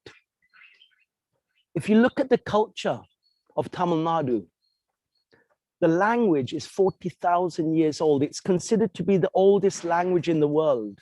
You look at the Bharatanatyam dance, you know, it's so beautiful. You see the masters dancing, it can bring you to tears. The Carnatic music. You have the Sangam period poetry, which is over 2,000 years old, very, you know, exquisite poetry. You have the esoteric texts, the Nadi Jatigam, the spiritual texts. And you have the temples, like in Madurai, the Meenakshi temple. The architects don't know how to build it anymore. You have a culture that is, you know, vast like a banyan tree. It's amazing. People like me, foreigners, we come in like, wow, look at this culture, so amazing. How did that culture emerge? It emerged because the people had a relationship with where their food came from. They knew that in this season, they ate a palm root. And in this season, they could eat the air potato, the diaspora. And in this season, this particular spinach was there. And in this season, there was this fruit and this vegetable and this flower and this seed. There was a relationship to where the food came from. And this relationship with the different plants that grow around them, the local foods, is their cultural identity. That is the very fabric of a cultural identity. And without that cultural identity, you know, we're lost. Fukuoka said that the society that doesn't know where its food comes from is a society without culture, and humanity without culture will perish. Isn't that where we are today? So by negating, you know, our local foods, by being overrun by this mindless and endless pursuit of economic gain, we have actually eroded our well-being. There are only about 40 different crops that actually people are eating, you know, soya and corn and rice and wheat. You look at the vegetables people eat, broccoli, cabbage, cauliflower, carrots, you know, beetroots, potatoes, none of it grows here. And you think, wow, this is why we have COVID today, because we've thrown Mother Nature out the window, but she's come back through the door with a pitchfork and she's slapping us in the face. Now, there is a solution to this, and it's really simple. It's to explore local foods. It's to explore the foods that grow around us simply. Local foods have particular characteristics. The first characteristic is that they grow easily. Now, something that grows easily, it requires no expertise. You know, there's nothing special about it. For example, the drumstick spinach, moringa, which is being sold, you know, in capsules for, you know, 350 rupees for 100 grams of capsules. UNESCO says it's the best food in the whole world. It has all the essential and the non-essential amino acids, omega-3, omega-6, all the micronutrients. It's an amazing food. If you go in the villages, they make it in a mud pot with this thing called a matta, and they make a curry from it with the rice. It's very, very delicious, very nutritious. But you can't find that in any restaurant. Now, to grow it, you break off a stick, you plug it in the ground, and it germinates. So there is no expertise. So something that grows easily requires no expertise, no machinery, no chemicals. And because it grows easily, it's in abundance, which means it's non-exclusive. So pizza is for the rich because you have to buy it. All of it has a high ecological cost. It's very expensive, but moringa kale is there for the beggar and the king alike. Another quality of it growing easily is that it requires less water. So that is super valid in the world today. And another quality of local foods is that it has no ecological cost. As I said, there are no factories required. There's no carbon footprint, no food miles, whatever conceptual word about ecological cost you want to use. It doesn't cost anything to this planet. In fact, eating it is an act of love to Mother Nature. Another quality of local food is that there are diverse parts of the plant that can be used. The classic example is the banana, banana flour. You can make this cutlet, a vade. You can make a curry, a salad. You can make a vegetable dish. Then you have the bananas. You have the actual banana stem, which you can make a juice from. It's very good for a kidney cleanse, but also you can make a curry and a salad and a vegetable dish. And then you have the banana leaves, which you can eat off. We use them to pack vegetables in on the farm, and also we can make little potting, little flower pots with it. But we also use it in Ayurveda to treat burns and to cool the body in certain types of massage. So Mother Nature wants to offer us this much, but industrialization of agriculture has reduced what we can use, to a very small fraction of the diversity of gifts that Mother Nature has to offer. So local foods are the very, very fabric of a cultural identity. And this subject actually, I often hear, as it was mentioned, about organic farming and permaculture and natural farming. This subject is nothing to do with that, actually. This subject is about a cultural redemption, because the society that doesn't know where its food comes from is a society without culture, and without culture, we will perish. And our culture, we're talking about Tamil Nadu because we're in Tamil Nadu. If we were in Peru, we'd be talking about a Peruvian culture. If we were in Russia, it would be about the diversity of plants that correspond to a Russian culture or a Japanese culture. But we're talking about the ones here. So, this culture in Tamil Nadu, it's so rich and it's not been lost. Now, I hope I don't offend anyone, but if you go in England, you ask people, well, what's growing in this season? They won't have a clue, mostly, If you go to the supermarket and you say, where are the apples from? They'll say, oh, that's from New Zealand, Australia, America. People don't know where the food comes from. And because of that, there is a loss of adhesion within a society. There's a fragmentation in a society. And you have the sort of this very sad, tragic comedy that's happening in America and England. It's a society that has lost its relation with the foundation of its well-being. And that's a relationship with the land, because everything is industrialized. We're talking about food, but it's in the cosmetic industry. It's in the textile industry. It's in every single industry. The web of industrialization is sticky and it goes very far. The remedy is to come back home, come back to the arms of Mother Nature. Look what grows around you, dig into your culture and start eating local foods. This is the first act of love that we can do to redeem ourselves in this time of crisis. I think that this is the redemption that we're looking for in face of COVID and all the other disasters that we have. So I hope this hasn't depressed you too much. But this is the facts, this is the facts. And it's really important that we start to open our eyes to that. Don't just give labels, organic, this, that, this is about understanding the depth of a culture has emerged from a relationship with this planet, and our well-being is impossible without the well-being of Mother Nature. Thank you very much. If you like, we can have a small question and answer. Thank you so much for your speech. It was quite on the contrary, though. It wasn't depressing, but you hold a beacon of hope and light on to us who are in the dark, a lot of us. So thank you. It was very insightful. And indeed an eye-opener, sir, about our own culture, you see. While we reside in India, sir, it's an eye-opener for our own culture. And something that I noticed and felt really great to be knowing now, that how these supply chains are affected by our culture also. That is something that we do not realize, or the management people try and they differentiate between cultural things and things related to the management. Or you see, in this case, sir, you told us about food, you told us about agriculture, you told us about each and everything, and how it is affected by the culture that we have right now. It was so insightful, sir. Thank you so much for this speech. We'll look at a few questions before I gush about my own opinions. Someone in the chat says, "Sir, what gave you the inspiration to come all the way from England to India?" Orwell. Well, when I was 19, I was in the J. Krishnamurti school in England, and I was studying jazz, guitar, theater.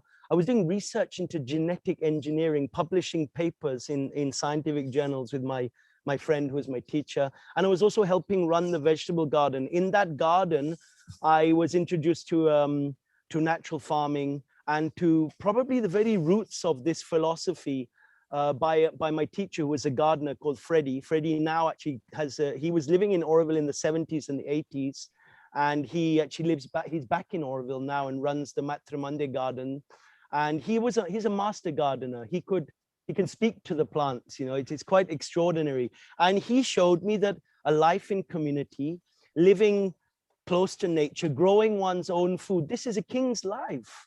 This is a real riches, the rat race of trying to, get more money and get the Mercedes Benz, the new iPad, the Levi's jeans, the holiday in Thailand. That's not a king's life.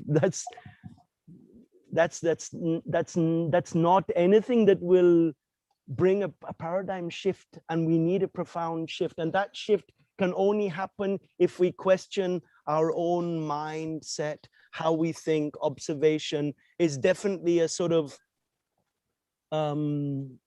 inner inquiry that is necessary, because we don't question ourselves. We're told to do this and do that and do this and do that. It starts at nursery school. Sir, can I go to make pee-pee? Can I do this? No, now it's that. Now in math. And it goes on through high school. Then you have the university. Then you work for some big corporate. You still work for the boss. And yes, sir, no, sir, yes, sir, no. And we've given up our autonomy, our own inspiration to act, to create.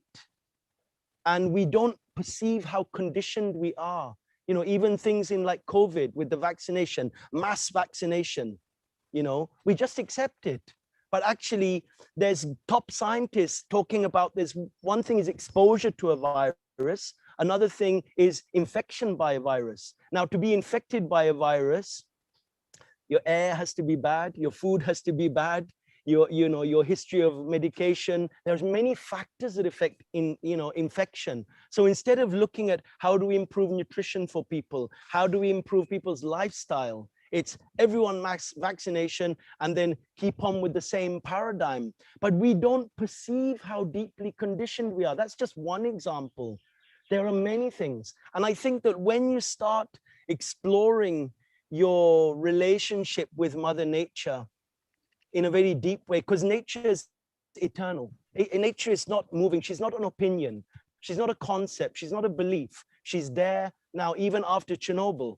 She's just keep coming back, of course, with some variations, just keep coming back, keep coming back. So when you start to see that, you start to realize how conditioned we are. And I think it was, to go back to the original question, I think it was just this very deep inner urge for truth and for for something really authentic in my life that brought me here. In Tamil, we say talavidi. It's the destiny that's written on your forehead. And for me, I knew very clearly what it was. That's why I came. It wasn't a volition. It wasn't a choice. It was, you know, you wake up in the morning, you wake up. And I came here and I came here, and that was that. It's a wonderful, sir, like a wonderful journey in itself, sir. Obviously, we draw inspiration from here and there, and the manner in which you attained enlightenment in this area is just remarkable, sir, honestly speaking. Right. Do we have any further questions for our speaker? At this juncture, I'll read out some messages from for you, sir. Okay. Someone says, "Thank you for that beautiful message. The relationship from the field to the folk is quintessential to culture. Thank you, sir. After watching Very you much. and listening to you, I understood that why we should not forget our roots and culture. Honest living. Salute." So I think, sir, from the audience as well, we have nothing but positivity coming our way. And indeed, we all agree with them because it was extremely insightful and indeed an eye-opener. Yeah. Because we as people just throng together and run away and go further away from what Mother Nature has brought us here to do. So we keep that in mind and now. There's somebody who says, Pratyusha, I did attend a 3-day permaculture workshop with Krishna in Feb. This has been amazing 3 days of my life. Thank you. Thank you. All right. So, yeah, you guys can pick it up. Right. So with that, alas, we have reached the end of the event today.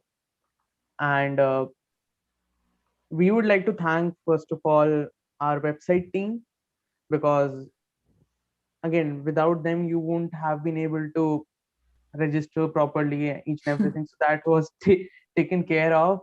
I'd like to mention Sai Pranay, SK Saddam Hussain, Vineet Tiwari, Job Fernandez, who were part of website team, have been working day and night to come up with the website and all the technical issues related to it. We had the marketing team without whom you wouldn't have known about the event itself. So I'd like to mention Rajeshwari, Meghna, Navya, Jayant, Jaya, Raghavi, Jamula, Parul, Tarun, each and everyone. Guys, great job. Great job. Next up, we have the PR team.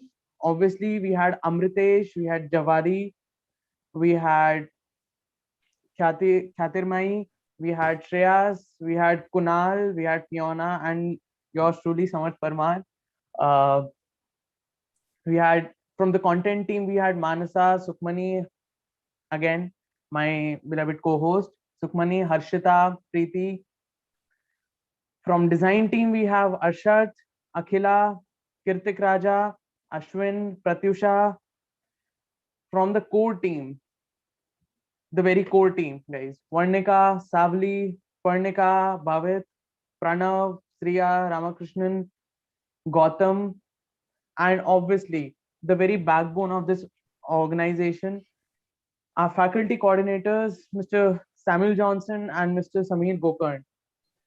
Guys, all of us have worked relentlessly to bring forward such an event, because again, we have had a lot of events previously that were about a very different thing. However, having these intellectual events is very challenging in nature, and this is why I would like to thank each and everyone for relentlessly working. Without any single person missing out, we wouldn't have been able to do it. Sukhmani, over to you. Yes, thank you again, all of you, and also great thank you to the audience that we have, and thank you to all the people who have contributed with their thoughts in the chat. Yes, we've read all of them and we do really appreciate them. The speakers as well, really, they've really just, they love the support. So thank you for being there with us and staying on for so long. I'd also like to Suku, thank all the speakers for joining can you us. please check if Krishna is there? Krishna, are you still there? Because there are a lot of his fans asking him Mr. to close it at the end with the guitar. He's an amazing guitarist before Pranav and all those. Yeah. Is it there? Can Savli, can you just... Mr. Krishna Mackenzie, are you still Name in the is still meeting? there, but at the end, yeah, you guys carry on and then over to the core team. Yeah. Saddam, Pranav, Jayant, everyone. Yeah. Carry on. Yes, so I'd also like to personally thank all the speakers. This is like Vanita ma'am, Vinusha, Sahiti, Andrew. I mean, we do know that there were a lot of hitches in this whole event, but as all events online do, as all events on Zoom do have these things. There are certain things that we cannot prepare for. So I'm really glad that we had the backbone of our team behind us to help us get through this. Our speakers, thank you for your moving speeches. I'm still getting DMs from a lot of my friends telling me that each of your speeches were very insightful, eye-opening, and inspirational. It's a great start to my weekend for sure. So thank you very much, all of you, for your great messages.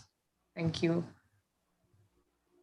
And as I said earlier, I'm pretty sure about this that even if it's just a 1% of the change, I'm pretty sure when we go back from here, there would be that change. I think we have Pranav again, the backbone from the core team. Pranav, over to you, sir.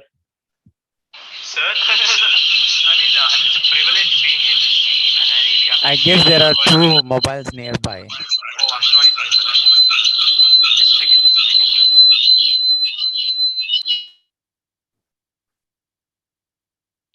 Sorry for that, sir.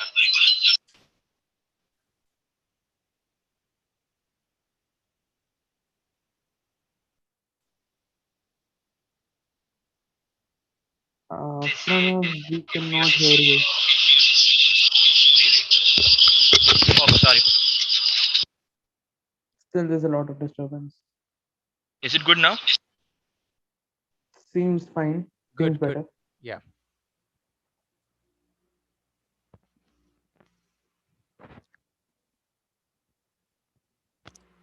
Amritesh, all going good? Okay. Yes, sir. Working fine. Sir, a small network problem from my side. Is it fine now? Yeah, it's Yeah, okay. it's better. You can, yeah. Okay. So first of all, I would like to thank everyone who's in the team, especially the core team guys, Savali, Gautam, Vernika, Bhavit, Vernika, all the guys who worked day and night, who worked in in the meetings till 2 o'clock in the night, who've sat from the starting till the end. Not just that, I would like to thank the website team, the design team, and marketing and PR, all the teams which have put forward whatever they can, whatever they were interested in this short amount of time. And then also, as they see, without team you can't do anything, because unless until the team is good, unless until the team has that self-interest and that passion to do something, it doesn't happen. So I would say, there was this one beautiful quote from Dexter, which a lot of our core team members know, which is life doesn't have to be perfect. It just has to be lived. And then the core team, not just the core team, the entire team of TEDx 2021, TEDx VATP 2021, just lived it. And then they never did a moment they felt like, acha, why am I doing this? I could have gone and done something, or I could have, maybe gone for classes. They did bunk their classes for this. So, not many people do that for an online event. So I really thank you. I really thank everyone. Last but not the least, I would like to thank the faculty coordinators, Samit sir and Samuel sir, for uh, helping us out in each and every step, and then making sure that every step we make is precise. It's in the right direction, and then it's also for the benefit of the community and for the entire team and the event as well. So So that's all for my side, folks. See you in the next edition. Thanks a lot for coming. Thank you. Viva la vida. That's it from my side. Avli, are you doing your, can all of us just put on your camera, have a group pic? And Savli, you're about to say something and do some X, I don't know what. Yeah, over to you. My idea. That's all credits to you, sir. So basically, if I request all of the full team of TEDx VITAP 2021. All participants also, yeah. There are a lot of everyone can switch on their camera for a picture. Yeah. So just have one quick photo. So if everyone can just switch on their camera. All right, Akila, Kathy, oh my God. Yeah, Dr. Paneerselvam, thank you so much. Sham sir, thank you so much. All right, we have Deepthi there, first year VIT AP student. I'm sure next year she'll be on TEDx as a speaker. She is already national champion and working on martial arts. I don't know you guys know or not. She's just right there. Yeah. I think some hot. Can I just say hi, Deepthi? She is the just Hello, first everyone. year from Lucknow. Hello. Hi. Deepthi Yadav and doing a martial arts championship national wide. It's a big thing. Yeah. Okay, cool. So can you work on it? Savli, over to you. How do we take it? So Yeah, so it was just a request if everyone could just cross their hands and show the X symbol, and then we'll just take a photo. okay. Or could you remove the spotlight and go to Yeah, yeah. 1 minute. It's already remote, right? Yeah. No, sir, it's still on if I'm not wrong. No, it's remote. No, Okay. it's remote. It's remote. Oh, So Fiona everyone is there. cross their hands, and then we'll just take one quick photo. Sam sir, are you taking the photo? Yeah. I'm taking up. You guys just Samir sir bhi aa gaya. All right, yes. Okay. Okay, there you go. Just give me a minute. First page, second page is there. Okay, Bhavit. Itra babu chahiye. Varnika. Okay. Nadela. Okay, thank you. Okay, let's go back to the page one. I had to go to.